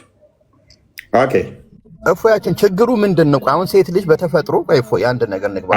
ሴት ልጅ ወልዳ አዳምን ፈጥሮ ማኖረው ነበረ። ከግራ አትለጠፍ። ሴትን ልጅ ወደ እዛ ሄደ በየማዕዘኑ ላይ ትቆማለች። ከእሷን ሄጄ እንትን እላለሁ እገናኛለሁ፣ እዛም ሄጄ እገናኛለሁ። እዚህ በድልሃት የመበደል ሳያንስ በገነትም ሄጄ እንደ አሸንጉሊት እጫወትባታለሁ። እሷ ካሌለች የምጫወትባት ገነት ደስ አይለኝም። የጤናም አይደለም። ተረዛ በገነት ሄጄ 70 ምናምን ችኮችን እሷ ምንም እድሜ ልኳን እስልምና ውስጥ ብንኖር ብለፋ አንድ ወንድ ነው እንትን የምትለው። እሱም ደግሞ 70 ምናምን ሄዶ እንትን ይልባታል። በየመንገድ ላይ ሄዶኛል። ከዛስ እኛ ትልቁ ደስታችን ክርስቲያኖች ትልቁ ሀሴት የምናደርገው ወንዶቹም ሴቶቹም ከአምላካችን ጋር መገናኘት ነው። አምላካችን ጋር መክበር ነው። ደስታችን አምላካችንን ማመስገን ነው። አምላካችንን ማግኘት፣ አምላካችንን ማየት ነው። ትልቁ ደስታችን ከክርስቶስ ጋር መሆን ነው። ትልቁን ደስታ ትተን 5 ደቂቃ ለ6 ደቂቃ እሱ ከሌለ አይሰማም። ከአምላክ ጋር መሆን ምን ይሰራል? እኛ ፖድካስት ላይ ሄዶ ገነት አንፈልግም ወሲብ ከሌለ አለ። አምላክን አልፈልግም እዛ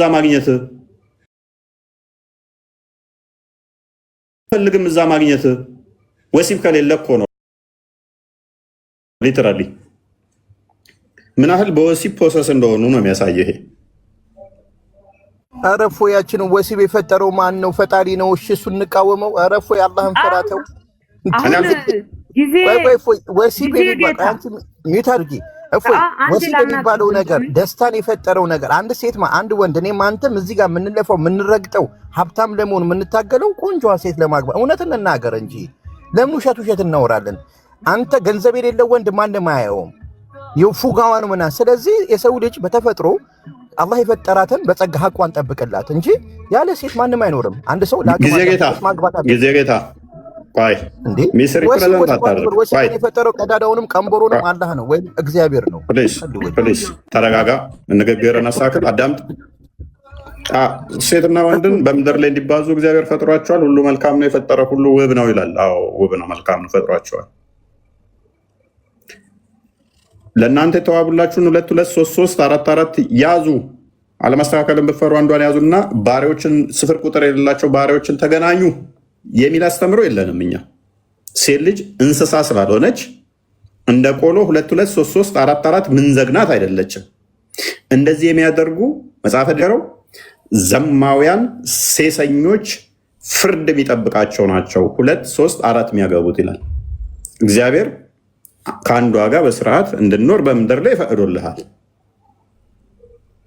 በትንሣኤ ግን ቃዳም ተቸኩል። በትንሣኤ ግን ትልቁ ደስታችን ትልቁ ሐሴታችን ፈጣሪ ማመስገን ነው። እሱ ከኛ ጋር ነው። ይሄ ስጋዊ ፍላጎት የለም። በግን በትንሣኤ ስንነሳ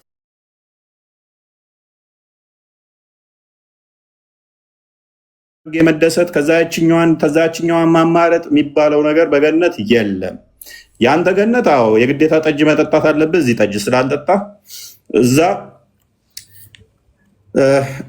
በየጥጋ ጥጉ የሚቆሙ ሴቶች አሉ፣ እነሱ መገናኘት አለብህ። ሴቷ ግን ወንዶቹን ሄዳ አይደለም የምትገናኘው። አንተ በየቦታው እየሄድክ የቆመችን ሴት መገናኘት እንትን ማለት አለብህ። ከዛ ለአንተ ደግሞ ሼር ከሆንክ ደግሞ 70 ምናምን ሴቶች ይሰጡሃል። ከአንዷ ጋር ስትገናኝ አልጋዋን ተሽሞርሟሪ ይላል። አልጋውን የሚዞሩ ማለት ነው። አንተ ከአንዷ ጋር ስትተኛ ሌሎቹ አልጋውን ይዞራሉ፣ ሰለሜ ሰለሜ እያሉ። ይሄ ጤናማ አይደለም። ይሄ ምድራዊ ራሱ የሚያስጠላ ነው። እንኳን በገነት ላይ የሚመኘት ቤትህ ነው። እድል ስጠኝ እንዲህ አሁን ስላላጣ ታወራለህ ትወርዳለህ። ስላላጣ ታወራለህ ትወርዳለህ። እሺ መንግስተ ሰማያት አሁን አግባብ ነው። በቃ አግባብ ለእኛ አግባብ ነው። ለአንተ ግን ወሲብ ነው አግባብ የሚሆንልህ። ቅንዝረኛዎች ብቻ ናቸው በእናታችሁ። የምድራዊ ቅንዝርናህን የግዴታ ገነት ካላገኘሁት ብለህ ከተመኘ ፈጣሪ ጋር የእኛ ትልቁ ደስታ አንትተን ሎክ እነሱም አሁን አምላክን እናገኛለን ይላሉ። ካላህን እናያለን እናገኛለን። ትልቁ ደስታ አምላክህን ማየት ከአምላክህ ጋር አምላክህን ማመስገን ከሆነ እንዴት ትንሹን ምስጋና ትፈልጋለህ? እንደው የቱ ይበልጣል? እሺ በእናንተና እንደው አረዳድ የትኛው ይበልጣል? ይሄ በወሲብ የሚመጣ ደስታ ጊዜያዊ ነው። መልሰ ያንን ስጣጣ ስሜት እንትን ይላል ማለት ነው። ይሄ ዘላለማዊ ደስታ አይደለም። ዘላለማዊ ደስታን አይሰጥም ይሄ ማለት ነው። ስለዚህ እንደው ቅንዝረኛ አትሁኑ እባካችሁ ሙስሊሞች፣ እባካችሁ። በምድርም ቅንዝረኛው ናችሁ፣ በገነትም ቅንዝረኛ ካልሆን አይከብድም። ጤናማ አይደለም። ዘይነብ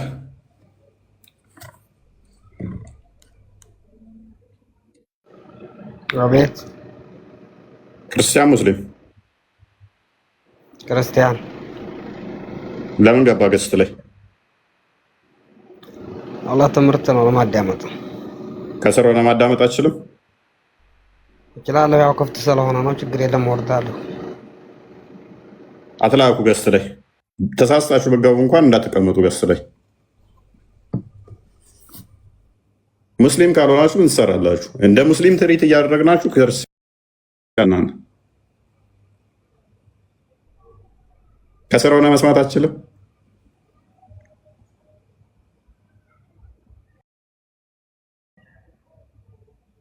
ገሳ ትላሉ።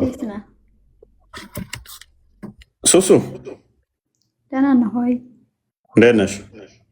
ክርስቲያን የለም እንደ ዛሬ ቤት እኮ የግዴታ ክርስቲያን መኖር አለበት? ያ ያለሱ ጎዶሎ ነው። እንደ ሙስሊም ሴት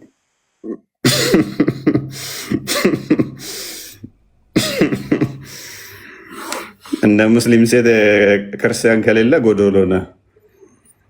ለዛ ነው ያላወራሁት። ጥያቄ መጠየቅ እችላለሁ? እሺ ቀጥይ።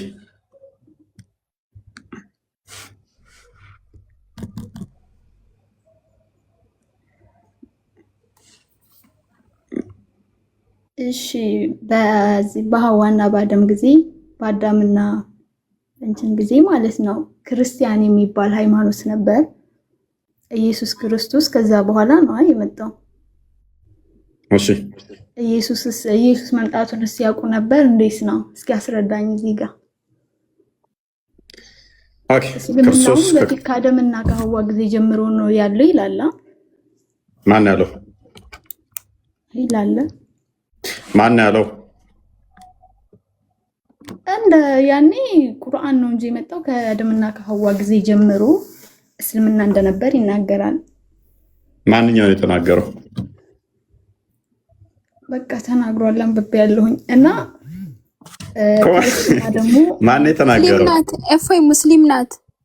አዎ ሙስሊም ነች። ጥያቄ ተከልዳ ያለው አካውንቷን ሙስሊም ነች። አቃታለሁ። ምን ነው እንደዚህ አንጣጣሽ እናቴ? ተይ እንጂ እንማርበት እየገባን እሺ እኮ ለምን ክርስቲያን ነኝ ታያለሽ? ክርስቲያን አይደለችም። አዳምጪ እንደ ጥርስ ክፍተሽ ጭንቅላትሽም ክፍት አይሆን። ተይ ሱሱ ባለጋቱኝ ጥያቄሽን ብቻ ጠይቂ።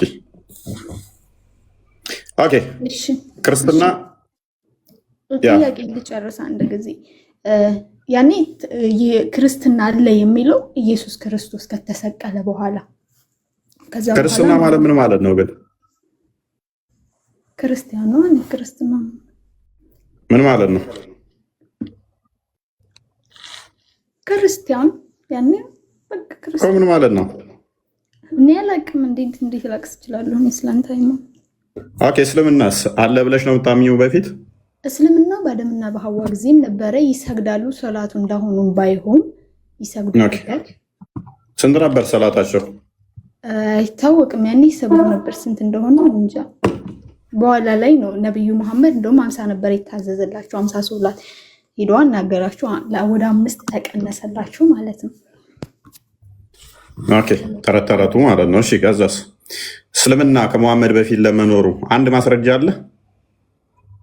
እኔ እየጠየቅኩ ያለሁት ክርስትና ከዛ በፊት ነበረው። እኔ ማስረጃ የለኝም። መልካም። ስለዚህ ክርስትና ምንድን ነው የሚለው ማወቅ አለብሽ። ክርስትና ማለት ክርስቶስን መከተል ማለት ነው። ኦኬ ክርስቶስን መከተል ከሆነ ደግሞ ክርስቶስ በስጋ የተገለጠው መቼ ነው? አስቀድሞ በተስፋ ሲጠብቁት ነበረ። በደንብ አስተውይ። አስቀድሞ ይመጣል ብለው ተስፋ ሲያደርጉ ነበረ። በተስፋ ሲጠብቁ ነበር። ነቢያት ሁሉ ስለኔ ተናገሩ ይላል ሉቃስ ወንጌል ምዕራፍ 24 ላይ። ስለዚህ አስቀድሞ በትንቢት ሲናገሩ ነበረ። ይመጣል፣ በስጋ ይገለጣል፣ ያድነናል ብለው ተስፋ ያደርጉ ነበረ። ዘመኑ ፍጻሜ ሲደርስ ግን ክርስቶስ በስጋ መጣ፣ በስጋ ተገለጠ። ዕብራውያን ምዕራፍ 1 ላይ ቁጥር 1 እስከ 3 እንደሚናገረው የዘመኑ ፍጻሜ ሲደርስ እግዚአብሔር ዓለማትን በፈጠረበት በልጁ በዚህ ዘመን ተናገረን ይላል። ነቢያትን ሲልክ ከቆየ በኋላ ይላል። ነቢያቶችን ሲልክ ቆየና እግዚአብሔር መጨረሻ ላይ በልጁ ተናገረ። ልጁ መጨረሻ የዘመኑ ፍጻሜ ሲደርስ ተገለጠ ማለት ነው። ስለዚህ እነኛ ነቢያቶች በሙሉ ስለማን ነበር ሲናገሩ የነበረው? ስለ ልጁ ነበረ። ስለ ክርስቶስ ነበር ሲናገሩ የነበረው። ስለ ክርስቶስ ሲያስተምሩ ነበረ። ይመጣል፣ ይገለጣል ብለው ሲያስተምሩ ነበረ። ስለዚህ በፊት ክርስቶስ መጥቷል ሊሉ አይችሉ፣ ተሰቅሏል ሊሉ አይችሉ። ለምን? ገና አልተሰቀለም፣ አልመጣም። ግን ይመጣል ብለው ይጠብቁ ነበር። ያ ይመጣል፣ ይገለጣል ብለው ተስፋ ሲያደርጉ ነበረ። ለዚህ ነው ዮሐንስ ወንጌል ምዕራፍ 8 ላይ ስትመለከቺ አብርሃም ቀኔን ያይ ዘንድ ሐሴት አደረገ፣ አየም ደስም አለው ይላል አይደለ?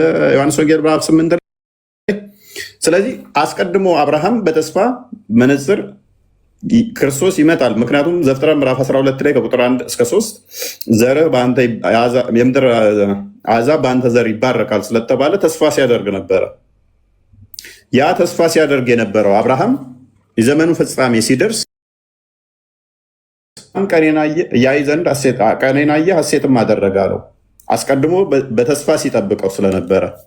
ስለዚህ እነኛ አስቀድመው ይመጣል ብለው በተስፋ ሲጠብቁት ነበረ። ልክ ልጁን ወደ ሞሬ ተራራ ዞ ሲሄድ ያ ወደ ሞሬ ተራራ ዞ አንድያ ልጁን ዞ የሚሄዱ ራሱ ቀጥታ ለክርስቶስ የሚነገር ምሳሌያዊ ጥላ ነበረ። ብሉይ ኪዳን ለአዲስ ኪዳን ለአካሉ ይመጣል አለው ጥላ ነበረ። በምሳሌ የተቀመጠ ስለሆነ ክርስቶስ ይመጣል ለሚለው ጥላ ስለተቀመጠ ይመጣል፣ ይሰቀላል ብለው አስቀድመው ሰለሞን ዳዊትም የሰበኩት ስለሆነ ስለዚህ ይመጣል ብለው እየጠበቁ ነበረ። ክርስቶስ ከመጣ በኋላ ግን ልክ ሲመጣ በስጋ ሲገለጥ በደማሳዊ መሲሁ ይመጣል ብለው እነሱ ሲጠብቁ ነበረ። ኢሳያስ ምዕራፍ 53 ስትመለከቺ መጽሐፈ ጥበብ ምዕራፍ 2 ላይ ስትመለከቺ ክርስቶስ ይመጣል፣ ይገለጣል። መገለጥ ብቻ ሳይሆን ስለ ሰቀል ቤዛ እንደሚሆን አስቀድመው በትንቢት ተናግረው ነበር። ክርስቶስ ከዛ ሲመጣ ደግሞ ምን አለ? ነቢያቶች ሁሉ ስለ እኔ ተናግረዋል፣ ቤዛ ሆናችኋለሁ አለ። ስለዚህ ክርስቶስ ማለት ኢየሱስ ማለት ስጋው ቃል ነው። በስጋ የተገለጠ አምላክ ማለት ነው። በስጋ የተገለጠ አምላክ ነው። በስጋ ከመገለጡ በፊት ያ አምላክ እነኛን ነቢያት ሁሉ የላከ ቃል ነበረ። ያ ቃል ሁሉን የላከ ሁሉን የፈጠረ ሁሉን ያስገኘ ነበረ። በስጋ ተገለጠ። በስጋ ሲገለጥ ኢየሱስ ክርስቶስ ተባለ። አስቀድሞ ያ ኢየሱስ ክርስቶስ ይመጣል ብለው ተስፋ ሲያደርጉ ነበረ። ሲመጣስ የመጣው ደግሞ መጣ ብለው ያምናሉ ማለት ነው። እነኛዎቹ ይመጣል ብለው ያምናሉ፣ እነኛዎቹ ደግሞ መጣ ብለው ያምናሉ።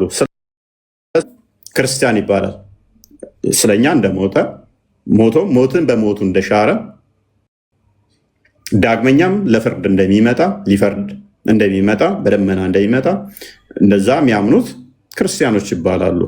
ስሙ አስቀድሞ ኢሳይያስ ምዕራፍ 53 ላይ በቤቴና በቅጥሬ ውስጥ የማይጠፋ ስም እሰጣቸዋለሁ ብሎ ትንቢት ስለተናገረ አዲስ ስምን እሰጣቸዋለሁ ስላለ ክርስቲያን የሚለው አስቀድሞ ትንቢት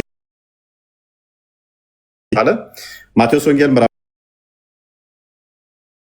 6 እስከ 23 አካባቢ ጴጥሮስን አንተ አለት ነህ፣ በአንተም ላይ ቤተክርስቲያኔን እመሰርታለሁ። ምኔን? ቤተክርስቲያኔን፣ የክርስቲያኖች ቤት ቤተክርስቲያኔን መሰርታለሁ ብሎ ያችን ቤቱን መሰረተ። አዲስ ስም ሰጣቸው ማለት ነው። ከዛ በፊት የነበረው ሃይማኖት ምንድነው ስሙ? ያኔ ክርስቲያንም ቢሆን ስሙ ምንድን ነበር? እግዚአብሔር የሚያምኑ ነበሩ። ያዌን ያምናሉ። እግዚአብሔር አባታችን ብለው ሲጠብቁት በልጁ የሚያምኑ ልጁ ይመጣል ብለው ሲጠብቁ የነበረ ነው። ነቢያቶች በሙሉ ለምሳሌ ዳዊት፣ ሰለሞን፣ ነቢያቶች በሙሉ ሙሴ ስትመለከቺ ዘዳግም ምዕራፍ ልጆች ነን ብለው የሚያምኑ ናቸው። ክርስቶስ መጣና ከዛ በጸጋው የእግዚአብሔር ልጆች እንድንሆን አደረገን። ያመንን የተጠመቅን ገላትያ ምዕራፍ 3 ላይ ስትመለከቺ ከቁጥር 28 ጀምሮ ክርስቶስን የለበሱ የእግዚአብሔር ልጆች እንደሚባሉ ባሪያ፣ ወንድ፣ ጨዋ፣ ንጉስ እንደሌለ ሁሉም የእግዚአብሔር ልጆች እንደሚባሉ ሁሉ ሰው እንደሆኑ አስቀመጡ። አስቀድሞ እነኛም የተመረጡት እስራኤሎች የማን ልጆች ነበሩ? የእግዚአብሔር ልጆች፣ እግዚአብሔርን የሚያመልኩ። ምክንያቱም እስልምናው ላይ ስትመጪ የእግዚአብሔር ልጆች ተብለው አይጠሩ፣ ያላ ልጆች ተብለው ይጠራሉ ነቢያቶች። ስለዚህ ካልተጠሩ ደግሞ ነቢያቶች ይጋጫል ማለት ነው። ሙሴ አምላካችን አባታችን ብሎ ያምናል። አምላካችን አባታችን ብሎ የሚያምን ሙሴ አምላካችን አባታችን ነው ብሎ ዘዳግም ምዕራፍ 14 ቁጥር 1 ላይ አባታችን አምላካችን ነው ብሎ ያምናል። እኛም አምላካችን አባታችን ነው ብለን እናምናለን። ስለዚህ ከነቢያቶቹ ጋር እኛ ተመሳሳይ ነን። ኢሳያስ አምላካችን አባታችን ብሎ ያምናል። ትንቢተ ኢሳያስ ምዕራፍ 63 ቁጥር 16 ጀምሮ። ስለዚህ እነሱ አምላካችን አባታችን ብለው ያምናሉ። እኛም አምላካችን አባታችን ነው ብለን እናምናለን። ክርስቶስ ደግሞ እኛ ባሪያ የሆኑትን የጠፉትን ልጆች እንድንሆን አደረገን፣ ስልጣኑን ሰጠን። ሮሜ ምዕራፍ 8 ከቁጥር 15 እስከ 17 ሙሐመድ መጣና አላህ የማንም አባት አይደለም ብሎ ይሄንን ሊከለክል መጣ። ስለዚህ ነቢያቶች እንዳለ ያስተማሩትን ይሄንን አስተምሮ ሙሐመድ ተቃርኖ መጣ ማለት ነው። ተቃራኒ ሆኖ መጣ። ነቢያቶች ዘሆን ማያምኑትን አስተምሮ መጣና ግን ምን አለ? ነቢያቶች ሁሉ እኔ እንደሚያምኑት ያምናሉ። ስህተት ነው ማለት ነው። ነቢዩ ኢሳ ብሎ ስም ያወጣለት ነቢዩ መሐመድ ነው ማለት ነው። ኦኬ፣ ኢሳ ምንኛ ቋንቋ ነው? ምን አውቄ አረበኛ አላውቅም። አረብኛ ነው የሚሆነው። ቁርአን ግልጽ የሆነ አረብኛ ቋንቋ ነው ይለዋል። ቁርአን 43 ሱራ 43 ላይ ነው። ቼክ አድርግልኝ እንትና። ስለዚህ ቁርአን ግልጽ አረብኛ ቋንቋ ከሆነ ኢሳ የሚለው አረብኛ ቁርአን ውስጥ ካገኘ ነው ኢሳ የሚለው ቃል አረብኛ ነው የሚሆነው አይደለ? ኢሳ ለአረቦች ነው እንደ የተላከው። እኔ አንዳንድ ነገሮች እኮ በጣም እያስገረመኝ ነው እውነት ለመናገር ኢየሱስ ክርስቶስ የተናገራቸውን የኛ ነብዩ መሐመድ እንትን እንዳሉ ያኔ ለፍርድ እመጣለሁ ሲል ያችንም ከዚህ ወስዶ ነብዩ መሐመድ ቁርአን ላይ አስፈሮታል። ነብዩ ኢሳ ይመጣል ምናምን ነገር የሚለውን ምክንያቱም በ600 ዓመት ይበልጠዋል ክርስትና እስልምና ክርስትና እስልምና አስቀድሞ ኢየሱስ ከመጣ ነቢያቶች ሐዋርያቶች ሰብከው ከጨረሱ ከ600 ዓመት በኋላ ነው የመጣው እስልምናው። ይሄ ደግሞ ቁርአኑን ኮንፊርም ያደርገዋል። ሱራ 6 የነብዩ መሐመድ አባትና እናት ከዛ በፊት እስልምና እንዳልነበረ ማሳይቶኛል። በጣም ግራ እየገባኝ ስለሆነ ነው። ያው እየተማርኩ ነው ትምህርቱን። አንተ ስትመልስልኝ መልሱ ስለሚገባኝ ነው የገባሁት። ለዛ ነው። የሙሐመድን ቤተሰቦች ሆኑ ማንኛውም ከዛ በፊት ራሱ ሙሐመድም አስቀድሞ የነበሩት ያ ቁርአን አጀም ምን አረብኛ ኦኬ ዝቃርዩሲ በእርግጥ እናውቃለን እነዚያ ወደ እርሱ የሚያስጠጋ ሰው ቋንቋ አጀም ነው ይላሉ። ይሄ ቁርአን ግልጽ አረብኛ ቋንቋ ነው። ሱራ 43 ነው። ፎይ በዛ በውስጥ ይመጡና አሁን የሌለ ጉድ ነው የሚሉኝ እስላሞቹም። ነገ ትሄጂና ደግሞ ያ ፎይ እንደዚህ ብሎኛል ያለሽ አንቺ እኔን ትረግጭኛለሽ። እኔ አልረግጥህም። እኔ ሲጀምር አያስገቡኝም እኮ ሙስሊሞች። እቺ ፎይ ቤት ነበረች ክርስቲያናት ነው የሚሉት። ያው ታውቁ ዘንድ አረብኛ ቁርአን አደረግ ነው። ስለዚህ አስቀድሞ ክርስትናው እንዳለ እስልምናውም እኮ ኮንፊርም ያደርገዋል። ክርስትናው አስቀድሞ እንዳለ የማታውቅ ከሆነ የመጽሐፉን ሰዎች አስቀድመ ጠይቅ ነው የተባለው አይደል? ለሙሐመድ ሱራ 6 157 56 ቼክ አድርጊው እስኪ 6 156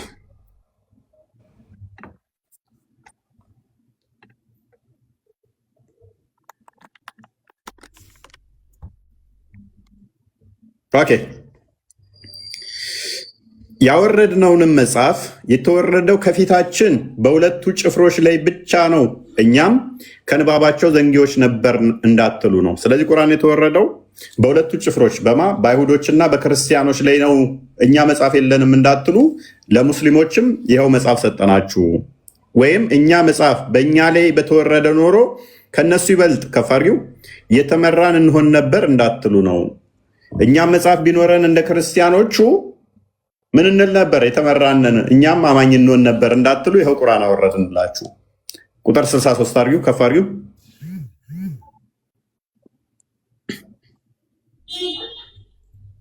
ለእነርሱ ተጋሪ የሌለው በዚህም ታዘዝኩ፣ እኔም የሙስሊሞች መጀመሪያ ነኝ። የሙስሊሞች ምንድን ነኝ? ሱሱ መጀመሪያ ነኝ።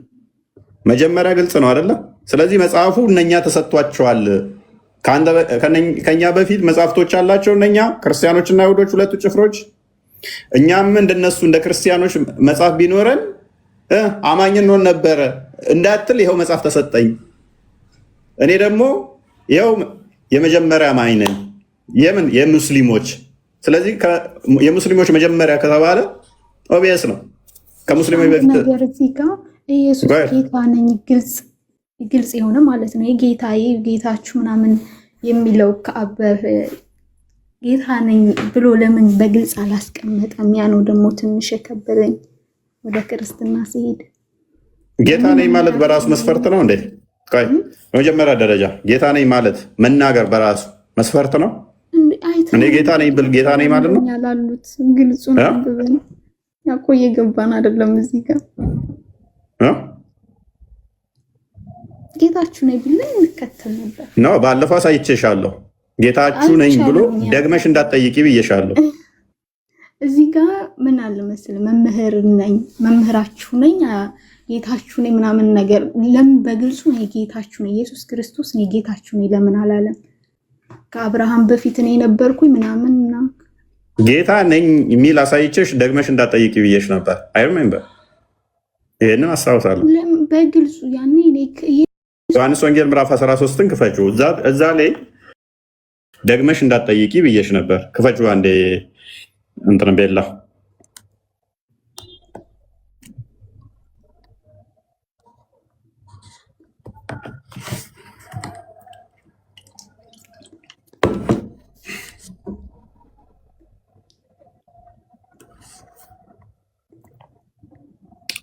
ኦኬ፣ አንብቢው እስኪ።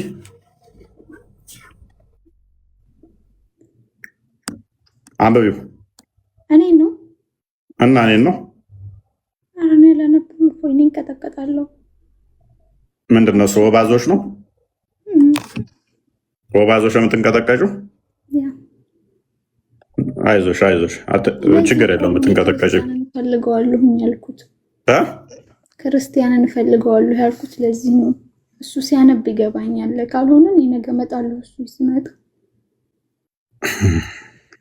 አከሲ ፎንቃ ጠልፏታል ከሱ ዱቤና ከዚህ ያታናግረኝ ይናገር አልገባሁም ልማር እንጂ የሚያስተምርሽ ሰው እያለ ክርስቲያን ትያለሽ እንዴ? ምን ነው እናቴ? የሱ ትምህርት ከገባኝስ ድምፁ ነው ወይ ድምፁ ነው? ይሄ በቃ ገብቶ ነው ወይ ድምፁ ነው? ይሄ በቃ ገብቶ እሺ በቃ እኔስ ጥሩ ነው። ቤላ ታንብብልሽ። ቤላ ገስት ላይ ተቀምጣ ቤላ ታንብብልሽ። ሲፍጥ ያለች ወድ ነው እንደመድና ቤላ ታንብብልሽ። ሲፍጥ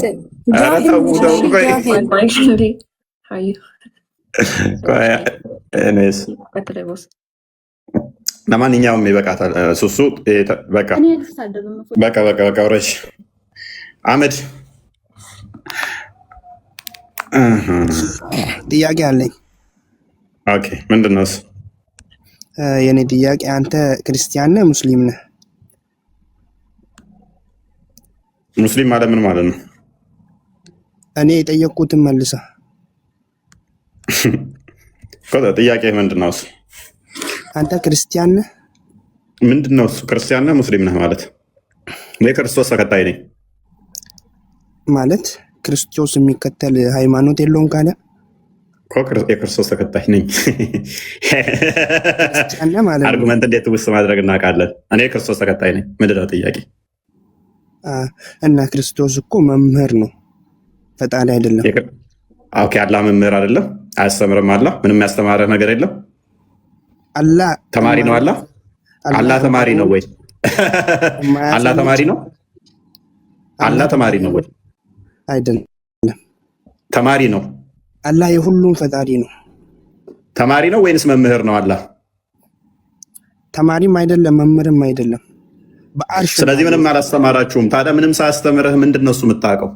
ነብያችን ነው ያስተማሩ ሰለላሁ ዐለይሂ ወሰለም። ለነብይ ማን አስተማረው? ለነብይ በስጦታ ተሰጥቶት ነው።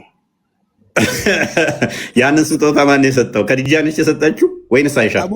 አቦ እቺ ሀዩ የሆነ ሻርሙጣ ነገር ናት እንዴ? ምንድን ነው? ስድብህን ተውና ምላሹ ላይ ዝም ብለሽ ማዳመጥ ነው የምጠይቀው። በስጦታ ተሰጥቶታል። ያንን ስጦታ የሰጠው ማን ነው? አላህ ነው። ምንድን ነው የሰጠው? ምንድን ነው የሰጠው?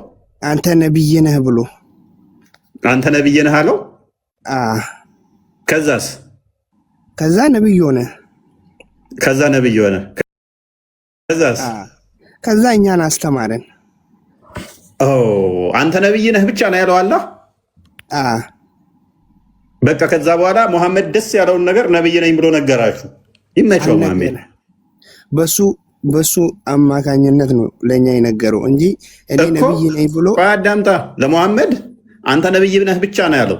ቂጣችሁን እንዴት መታጠብ እንዳለባችሁ፣ እንዴት ሶላት መስገድ እንዳለባችሁ፣ እንዴት መብላት እንዳለባችሁ፣ እንዴት ሽንት ቤት መግባት እንዳለባችሁ፣ እንዴት መውጣት እንዳለባችሁ ሙሐመድ ደግሞ እናንተን አስተማራችሁ።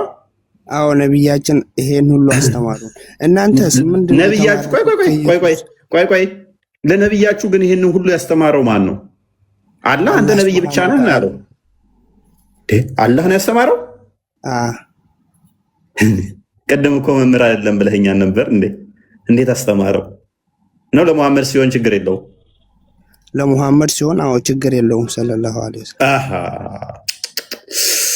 ሙሐመድ ሰው አይደለም ለካ። ለሙሐመድ ሲሆን ሙሐመድን ካስተማረ ችግር የለውም። ሙሐመድን ሲያስተምር መምህር ብንለው ችግር የለውም። ክርስቶስም እኮ ሰው ነው። ኦኬ ሙሐመድ አላህ ግን ያስተማረ ሙሐመድ ቆይ አትጨማለቅ። ያ ያስተማረህ አትባልጋ። ጥያቄ እየጠየቅኩ ነው። አትባልግ። ቆይ ጭንቅላት አለኝ ብሎ ነው ነግሯችኋል? አልነገራችሁም? ሙሐመድ አላህ ጭንቅላት አለው ብለዋል? ኖ ሚዩት አታርግ።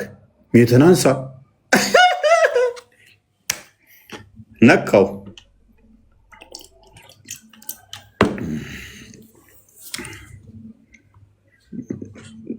ነካው ወይ ለመውጭ ማለቁት ግን እናንተ እናንተ ስትጨማለቁ እኮ እኛ ከእናንተ በላይ መሄድ እንችላለን። አስተምሮታችሁ ላይ አዩ አኑኒና አዩ ዘመዶቻችሁን አያችኋቸዋል? እያየን ነው። ኢየሱስም አልቀበልበት አለ። መምህር ተብሏል።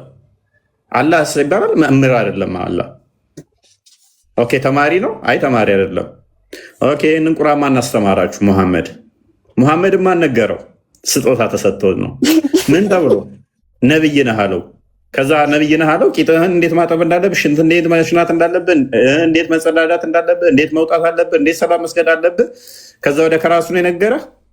አይ ሙሐመድን ደግሞ አላህ አስተማረው። ቅድም እኮ ስለዚህ ሙሐመድን ካስተማረው የሙሐመድ መምህሩ ነው ማለት ነው። እንትና አስተምሮታል።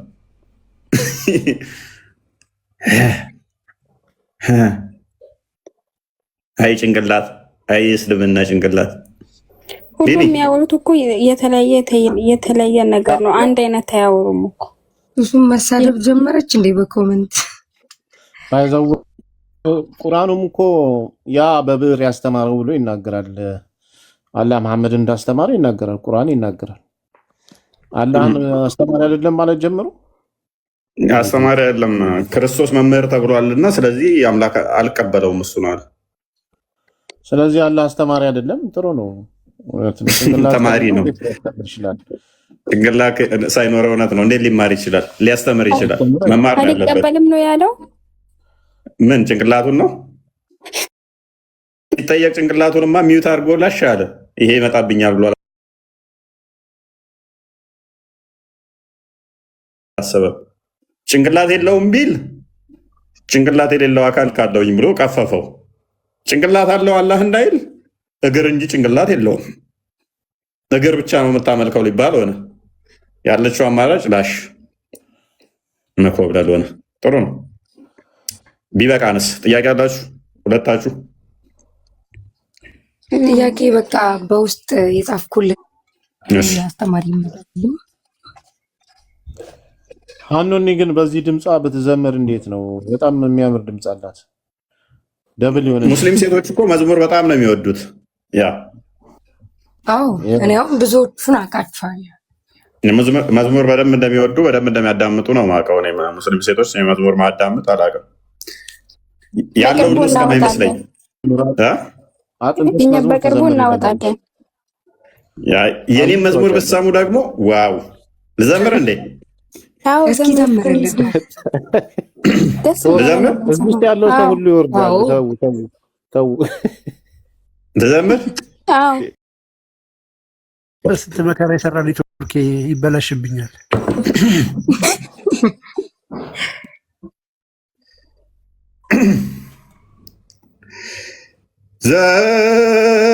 አሁን ትወጣላችሁ አትወጡም? ከሌሊቱ 9 ሰዓት ሲሆን አላህ ይወርዳልን?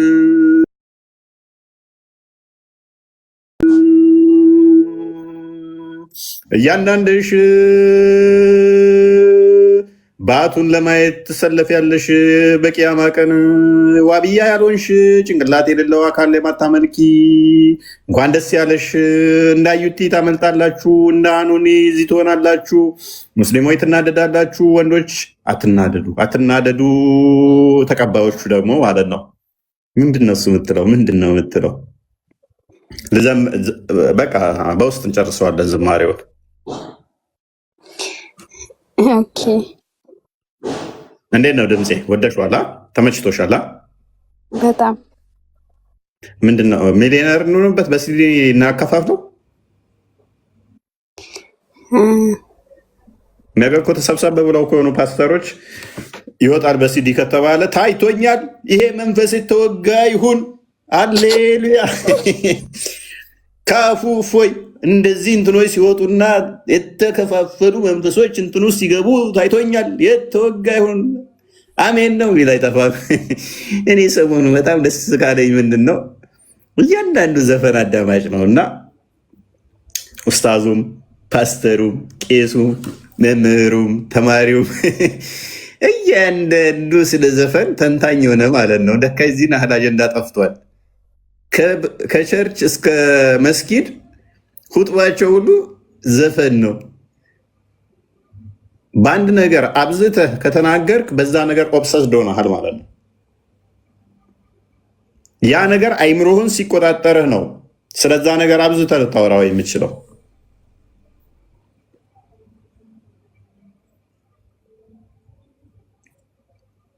ምንም ካልመሰለህ ጀስ ኢግኖር ነው የምታደርገው። ስለዛም ነገር አታወራ፣ ቦታም አሰጠው። የሆነ ነገር በጣም ካስፈራ ወይም በጣም በዛ ነገር ከራስህ ጋር አንዳንዴ እንዴት ነው ሐዋርያው ቅዱስ ጳውሎስ ይላል ማልፈልገውን ያንኑ ነገር አደርገዋለሁ ይላል። አንዳንዴ ማፈልጉትን ያንን እንድታደርጉ ስትራገል የሚያደርጋችሁ ከሆነ ከራሳችሁ ጋር ግብግብ ገብታችኋል ማለት ነው።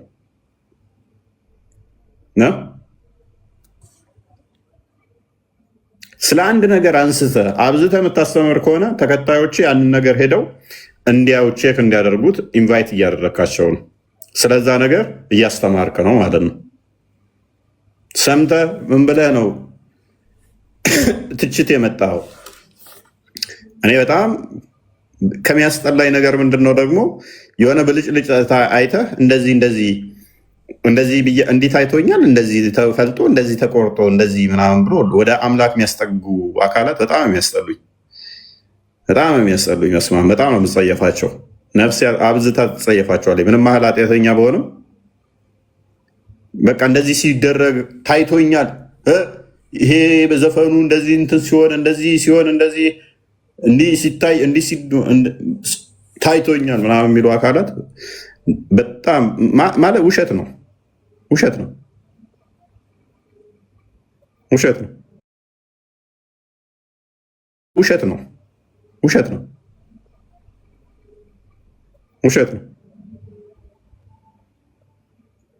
ሊተራሊ ውሸት ነው። ደምን ወቅት እየጠበቅ የሆነ ኢትዮጵያ ውስጥ ፐርዴ በትንሹ 10 ሙዚቃ ይወጣል እኮ ኢትዮጵያ ውስጥ በትንሹ ይወጣል። በጣም ብዙ ሙዚቃ ይወጣል በተለያዩ ቋንቋዎች፣ በትግርኛው፣ በአማርኛ፣ በኦሮምኛ፣ በተለያዩ ቋንቋዎች ፐርዴ በትንሹ 15 ሙዚቃዎች ይወጣሉ። ምንም ብለህ ማታቅ የሆነ ሙዚቃ ወጣና ያ ስለ ጩኸ አብረህ ለምን ትጮኻለህ? እንደ ግሪሳ ቦታ ሰተህ ራሱ እንደዚህ በዚህ መጠን ቦታ ሰተህ ስለ አንድ ነገር እንዲህ ከጮክ ያ ነገር አይምሮውን ተቆጣጥሮታል ማለት ነው። ደግሞ መምህርና ማለት ቶፒክ አድርገህ ይሄንን የሃይማኖት ቦታ ላይ ይዘኸው መጥተህ ስለዚህ ጉዳይ ጌታ አሳይቶኛል ብለህ ትንቢታዊ ስታደርገው በሳምንት አንዴ ተሰብስበህ ሁጥባ የምታደርግበት ላይ መስጊድ ላይ ይህንን ስታስተምር ይቻላል አይቻልም? መጽሐፍ ቅዱሳዊ ጥቅስ ስትከራከር በዚህ ጉዳይ ላይ በጣም ታስቁት። ይመቻችሁ። ኔስ እና አሁን ትወጣላችሁ። አወጡ ይበቃችኋል። አይበቃችሁም? አንድ ጥያቄ ልጠይቅ ካልደበረ ወይም ካልደከመ። አንደኛውን ጥያቄ ጠይቀሻል፣ ሁለተኛውን ጠይቂ። ምክንያቱም አንድ ጥያቄ ልጠይቅ ስትይ እሺ ካልኩኝ ጠየቅሽ ማለት ነው። ኦኬ። አንድ ሰው ከተቀበለ በኋላ ስለ ቅዱስ ቁርባን ከተቀበለ በኋላ ሳያቅ፣ ለምሳሌ አያቅም፣ አንድ ሰው አዲስ ሊሆን ይችላል ለክርስትና። ከተቀበለ በኋላ እንዲህ እንትን ተንበርክኮ ቢጸልይ የተቀበለው ይጠፋል ማለት አላወቀማ። ያ ሰው እንደማይቻል አላወቀም። ቢያመሰግን ፈጣሪውን። ኦኬ። አይ እንደዚህ አይነት ቅዱስ ቁርባን ላይ ስርዓቱን ትማሪያለሽ፣ ችግር የለውም። ምንድነው እሱ እንደዚህ የጉልበት ስራዎች ምናምን የሚከለከልበት እንዳያልብሽ፣ እንዳደክሚ፣ በላብ ምናምን እንትን እንዳትይ ነው። የጉልበት ስራ እንቅስቃሴዎች እንደዚህ አይነት ነገሮች እንዳይሆኑ እንትን የሚከለከለው አንድም ከእንደዚህ አንጻር ነው እና ከንስሐ አባቶችሽ ጋር በብዛት እንትን በይ። ላለፈ ነገር ከሆነ አልፏል። ወደፊቱ ግን እንትን በይ። አንደኛ ቆሮንቶስ ላይ በደንብ እንትን ስለሚል ምዕራፍ 11 ላይ ከቁጥር 17 ጀምሮ ይህነኝስ እንትሮች ናቸው። በጉልበት እንትን እንዳትይ ነው፣ እንዳያልብሽ፣ እንዳደክሚ ምናምን ነገር ነው። አይ መጸለይ እኮ ነው ያልኩህ። እኔማ መጸለይ እኮ ትችያለሽ፣ ችግር የለውም። መጸለይ አይከለከልም። ስግደቱ እንደዚህ እንትን እንዳትዪ ነው እንዳትደክሚ ነው እንጂ መጸለይማ ማጸለይበት ጊዜ አይፈቀድልሽም። እንደው እንደ ክርስቲያን ቁርባን መውሰድሽ አልወሰድሽም በማንኛውም ሁኔታ በየትኛውም ሁኔታ መጸለዩ ችግር የለውም። ስግደቶች እንደዚህ በላብ እንትን እንዳትዪ ነው የድካም ስራዎችን እንዳትሰሪ ምናምን እንትን የምትባየው እንጂ ጸሎት አትከለከይም።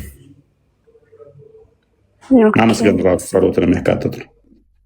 ያ የዛን ቀን ሙሽራ ነሽ አንቺ፣ የክርስቶስ ሙሽራ ነሽ። ስለዚህ ሙሽራ በሰርጓ ቀን ስራ ትሰራለች እንዴ? አዩዬ አሰራም። በቃ የዛን ቀን ንግስት ነሽ አንቺ፣ የክርስቶስ ሙሽራ ስለሽ በዛን ቀን አይሰሩም። ከክብርም አንጻር ቅዱስ ስጋው ቅዱስ ክቡር ደሙን ከማክበር አንጻርም ስራ የማይሰሩም አንደኛ። ሁለተኛ ደግሞ የክርስቶስ ሙሽራ ስለሆንሽ የዛን ቀን አይሰራም የዛን ቀን ማለት ነው። ኦኬ ከዛ አንጻር ነው እና እንደዛ ነው። ቅዱሱ መንፈስ በውስጣችን ካለ ወደ እውነት ሁሉ ይመራናል። ቁረቡ ጥሩ ነው እንትን ስትሉ። ያንኛው ግን ምንድነው እሱ ከጉልበት አንጻር ከስራ አንጻር ላብ ምናምን ድካም እንዳይሰማን ለዛ ለጥንቃቄ ነው። ምክንያቱም አንደኛ ቆሮንቶስ ምዕራፍ 11 ላይ ከቁጥር 17 አካባቢ ጀምሮ ጥንቃቄ እንድናደርግ ስለሚመክረን መጽሐፍ። ምክንያቱም ይህ ደክሞን ምናምን ማይሆን ነገር ውስጥ እንዳንገባ እንደዛ ነገር ክብር ነው። አንደኛ የጌታን ስጋ ተቀብለን ስጋና ደሙን ተቀብለን ያንን ከዛ አንጻር ነው ሞር በዚህ ጉዳይ ላይ አሁን አባት ምናምን በደንብ ይመክሩሻል፣ እነሱ ያስተምሩሻል። ኤክስፔሪየንስም ስላላችሁ ልምዱም ስላላችሁ። ኦኬ ገብቶኛል። ሃኖኒስ ይብቃን እናንተ እሷ የለኝም ብላለች። ጥያቄ ኦኬ ጨርሰሻል ነው አለሽ? ሌላ ግን እንዳትስቁብኝ። አንድ ሰው ከተቀበለ በኋላ መዋሸት ግዴታ ሆኖ በቃ በጣም ግዴታ ሆኖ ቢዋሽ እንዴት ይታያል? ግዴታ ሆኖ በቃ ቆየት ብለሽ ደግሞ ሌላ ነገር ልታመጪ ነው። በቃ የመጨረሻ ጥያቄ ነው። በቃ ንስሐ ግቢ። ከዋሸሽ ንስሐ ግቢ። መዋሸት ግን አይቻልም። ግዴታ ሆኖ እኮ ነው። የለም እንደዛ የሚባል አይደለም። ምክንያቱም መጽሐፍ ቅዱስ የሚናገረው እውነቱን እውነት በሉ ሐሰቱን ሐሰት በሉ ነው የሚለው። ኦኬ ስለዚህ እውነት በሉ። መማልማችም አይፈቀድም እንደ ክርስትናው። በሐሰት መማል፣ በሐሰት እንትን ማለት፣ የፈጣሪ ስም መጥራት፣ እንደዚህ እንትን ማለት አይቻልም። እውነቱን እውነት፣ ውሸቱን ደግሞ ውሸት፣ ሐሰቱን ሐሰት ነው ማለት ያለብሽ። ስለዚህ ታማኝነት የምናገኘው እኮ እውነት ስንናገር ነው እንጂ አንዴ ግዴታ ምናምን የሚባል ነገር የለም። በቃ ምንም እንትን የለውም። ሰው ምንድነው ዋናው ነገር ወደ ፈተና እንዳንገባ መጸለይ ነው። አስገዳይ ችግሮች ቢመጡብንስ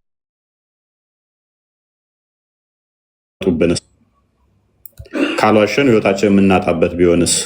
በክርስትና አይቻልም። ምክንያቱም ክርስቶስ እሱም ብለን ስለ እውነት ብለን መሰዋት ካለብንም መሞት ካለብንም እንድንሞት ነው ያዘዘ። ምክንያቱም መከራውን ፈርተን እሱ ጋር ለምሳሌ መከራ የሚመጣብን ከሆነ ክርስቲያንሽ አይደለሽም ሲሉሽ ሙስሊሞች ከሆኑ ያርዱኛል ብሎ ፈርቶ ኧረ እኔ ክርስቲያን አለውም ምናምን ብለሽ ፈጣሪ መሳደብ ምናምን፣ ከዛ እነሱ ዞር ሲሉ ደግሞ ክርስቲያን ነኝ አይቻልም። ሊቢያ ላይ የታረዱትን ታስታውሻቸዋለች? በቅርብ እንኳን እነሱ አሁን በቃ ሙስሊም ነን ማለት ይችሉ ነበረ። በቃ ሙስሊም ሆነናል ማለት ይችሉ ነበር። ላለመታረድ አንልም፣ እምቢ ብለው ነው የታረዱት። አንልም፣ አምላካችንን አንክድም ስለማይቻል ማለት ነው። በቃ እስከ መጨረሻ ድረስ ብትታመኝ እቺ እኮ ዋሽተሽ እኮ ዞር ስትይ እኮ መኪና አደጋ ሊገለን ይችላል። ውሸታም ሐሰተኛ የሐሰት አባት ዲያብሎስ ስለተባለ ዮሐንስ ወንጌል ምዕራፍ 8 ቁጥር 44 ላይ የሐሰት አባት ዲያብሎስ ነው እናንተም ልጆቹ ናችሁ ይላል። ውሸተኞች የዲያብሎስ ልጆች ተብለው ይጠራሉ። እኛ ደግሞ የእግዚአብሔር ልጆች ስለሆነን የእግዚአብሔር ልጆች ስንሆን ደግሞ ያ ቅዱሱ መንፈስ የተቀበልሹ በውስጥሽ እውነት እንድትናገር እንጂ ውሸት ትተናገርሽ ይጸጽትሻል። ደግመሽ መናገር እንደሌለብሽ አይምሮሽን ይወቅሰዋል ማለት ነው። ስለዚህ ክርስቶስ ደግሞ እውነት ነው። እውነት ከሆነ እርሱን ማደሪያ በአንቺ ላይ በሆነበት ላይ እንዴት ነው የምንዋሸው? የእግዚአብሔር ማደሪያ ሆነን የሴጣን ሀሳብ እንዴት ላያችን ላይ እናመጣለን? ወደ ፈተና እንዳንገባና ይሄ ነገር እንዳይገጥመን ጸሎት ማድረግ ዋናው ነገር። ተሳስተን በስህተት እንኳን ከዋሸን ደግሞ ንስሐ መግባት፣ አጥፍቻለሁ ይቅርታ ማለት ነው ፈጣሪ እና እንደዛ ነው። ስለዚህ መደበቅ አይቻልም ማለት ነው። አንድ ሰው ከተጠመቀ አልተጠመኩም እኔ እዛው ላይ ምናምን ብሎ መዋሸት አይቻልም ማለት ነው። መዋሸት ምንም አይጠቅመውማ። ቤተሰቦች አሁን ከጠየቁሽ ሜይ ቢ መከራ ሊመጣብሽ ይችላል። እዛ ውስጥ ችግሮችን ለምሳሌ ቅድሚያ ማዘገጃጀት፣ ማስተካከል፣ እንደዚህ አይነት ነገሮች ችግሮች ሊገጥሙሽ ስለሚችሉ ማለት ነው። ከዛ ምን ታደርጊያለሽ? እነኛን ካስተካከልሽ በኋላ ውሳኔሽን ትወስኛለሽ ማለት ነው። እዛ ሰጣ ገባ ውስጥ አለመግባት፣ ምክንያቱም አደጋ ስለሚያመጣብሽ ስለማቅ ብዙ ነገር እናንተ ላይ በእንደዚህ አይነት ሁኔታ ላይ የሚያስከትልባችሁን ስለማቅ አስቀድመሽ አሬንጅ ማድረግ፣ እንደዚህ አይነት ነገሮችን ዋይዝ መሆን አስፈላጊ ነው። ጥንቃቄ ማድረግ አስቀድመሽ፣ ከዛ በኋላ ነው ወስኝ። ከዛ በኋላ ይፋ ታደርጊዋለሽ ማለት ነው። ነገሮችን ካስተካከልሽ በኋላ የግዴታ ማንም ያስገድድሽ የለም እኮ እንደዚህ ብለሽ ተናገር እያለ አይደለ? እነኚህ እነሱ ገና አስቀድመው ይሄንን እንትን ከማለታቸው በፊት ቻሌንጅ አንቺን ከማድረጋቸው በፊት ከመካደሽ በፊት ምን ማድረግ አለብሽ? ማስተካከል እነኚህን አስቀድመሽ እና እንደዛ ነው። አንድ ነገር ሀዩን ልበላትና እኔም ልውረድ። አንተ ምትበሃል እግዚአብሔር ይስጥህ፣ እናመሰግናለን። ሀዩ መጀመሪያ አንቺ ለሰዎች መናገር ግዴታ አይደለም፣ አትናገሪ። የምታረጊውን ነገር አርጊ። ስትጠመቂ የእግዚአብሔርን ልጅነት ስታገኝ የመንፈስ ቅዱስ ኃይል በአንቺ ላይ ስለሚመጣ ብዙ ነገር ታገኛለሽ። መጠንከር አለብሽ። አስቀድሞ ሐዋርያት አይተሻቸው እንደሆነ ክርስቶስ እንኳን በሚሰቀልበት ሰዓት ላይ ፈርተው ሸሽተው ነበር። የመንፈስ ቅዱስ ስጦታ ከተቀበሉ በኋላ ግን እስከ ዓለም ዳርቻ ሄደው ስለ ክርስቶስ መስክረዋል። ስለዚህ አንቺ በደንብ ማወቅ አለብሽ፣ መማር አለብሽ፣ መጽናት አለብሽ። ለቤተሰቦችም ለሌላ ከመናገርሽ በፊት እንኳን ብትገቢ መሰረት የሆነ አለት ክርስቶስ ላይ በደንብ መጽናት አለብሽ። ያን መማር አለብሽ። ከዛ በኋላ ብዙ ፈተና ቢመጣም አንቺ ፈተናው እንዴት እንደምትወጪ የእግዚአብሔር ኃይልም ይረዳሻል። ስለዚህ አትናገሪ፣ አስፈላጊ አይደለም ለሰዎችም መናገር።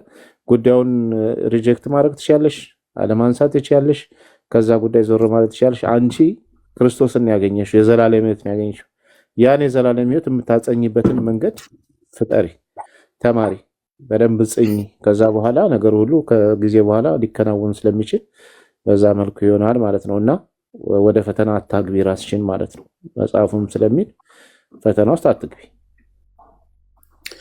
ፈተና እንዳገቡ ትጉና ጸልዩ ሲባል ያኔ ፈተና አልገባም ክላስ ያልከው አንተ ነህ እንደ ቢኒ?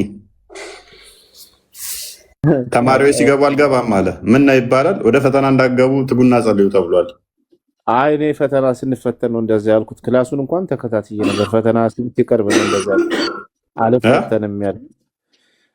ፈተናውን ነው አልፈተንም ያልኩት። አትፈተኑ ተብለናል ያው መጽሐፍ ስለሚል እንጂ ትምህርቱን ተከታትያለሁ። በደንብ አድርጌ ትምህርቴን ተከታትዬ ፈተና ላይ ግን አልፈተንም ብያለሁ።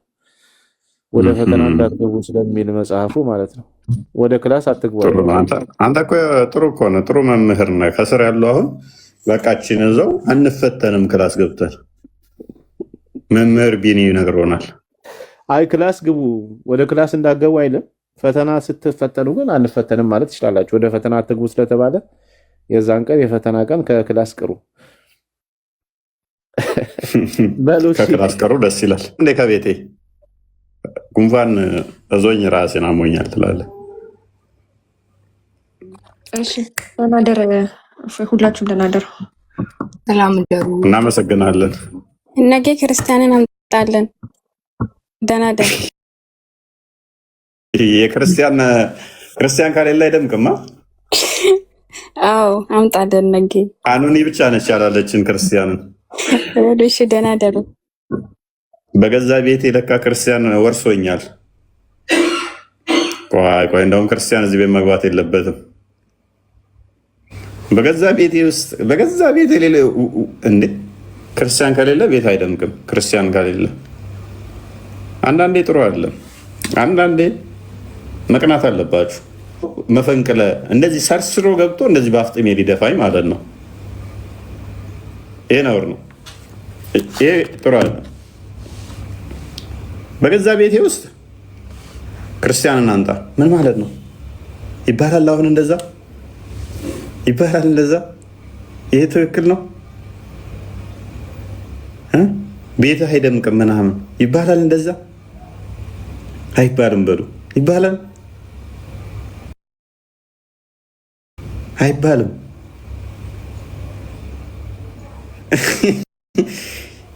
ይህንን የመሰለ ፂማም እያያችሁ ይህን የመሰለ ድምፅ እየሰማችሁ ይህን የመሰለ ግርማ ሞገስ እየሾፋችሁ አይ ቤት ክርስቲያን ከሌለ አይደምቅም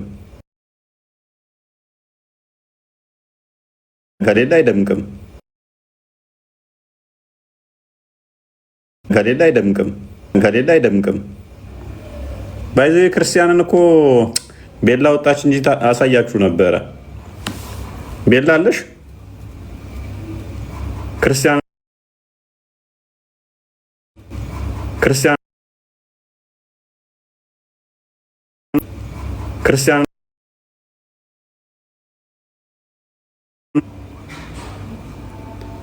ሂሩት ታሳያችኋለች ክርስቲያን ማን እንደሆነ። ጠላቴን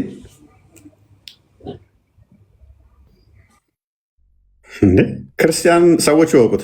ሂሩት ወይ እንዴት ነህ?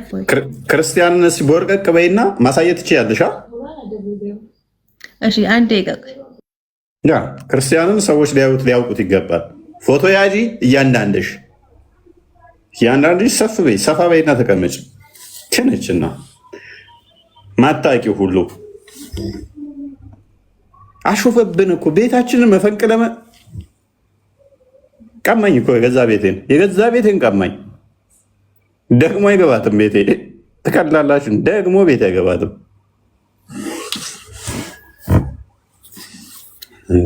ሰው ስላላወቀው ነው። ይህን የመሰለ ፂም የዝንብ ጭራ የመሰለ ሁለት አንድ እንደዚህ ያለ ፂም ያለውን እንዴት ነው እሱ ከሌላ አይደምቅም የምትሉኝ? አገኘሽው? ወርቀቅ በያ በቃ። ቆይ አንዴ እንደውም ከጎኔ ድምፁን አልከፍትም። ደስ እንዳለሽ። ቆይ አንዴ ትልቁ ሌላ አድርግሽ። ድምፁን ታዩ በቃ። ሰዎች መልኩን ነው ማያውቁት። ድምፁን ስለሚያውቁ ችግር የለውም። ወርቀቅ በይ። ክርስቲያን እንደማየት አዳሜ ጊፍት ስጪ ቅድሚያ፣ ወይም አጨብጭቢ። አጨብጭብ አንዴ አጨብጭብ። ክርስቲያን እንደማየት በቪዲዮ አድርጊው። ቪዲዮውን አሳዩ። ቴንክ ዩ። ቀጥይ። አስጠጊው ነው። ቪዲዮውን ክፈችው። ያ ድምፁ ያስፈራል። ድምፁ ይጓል። ድምፁን ጋር አጥፊው በቃ። ወንድማችን መመኪያችን ያው ክርስቲያን ወንድማችን ስትወጣጠር እንዲህ ነች። ወንድማችን ክርስቲያን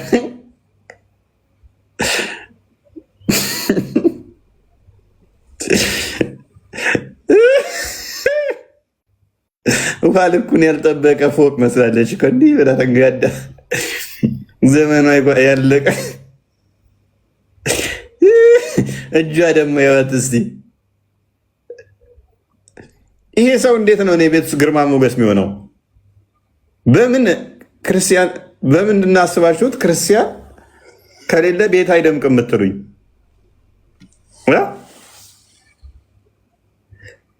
ክርስቲያን በሌለበት ቤት አይደምቅም የምትሉት ምን አስባችሁ ነው? ይሄ ሰውዬ የኔን ቤት ያደምቃል?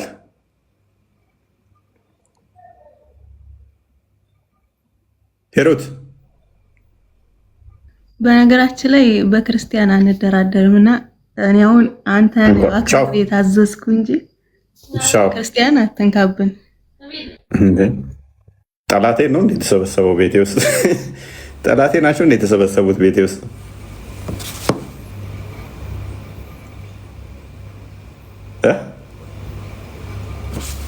አልገባኝም። ሙስሊሞቹም ክርስቲያኖቹም ክርስቲያን ነው የምንፈልገው። ምን ማለት ነው? ምን ማለት ነው? አልገባኝም።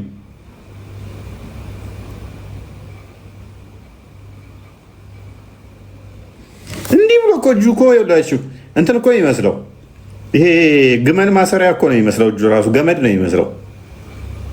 እንዲህ ብሎ ስታዩት አንገቷ የግመል አንገት እኮ ነው የሚመስለው ሰውነቱ ራሱ። እና እንደዚህ ብሎ ስታዩት በሁለት በኩል ግመል የታሰረች እኮ ነው የሚመስለው።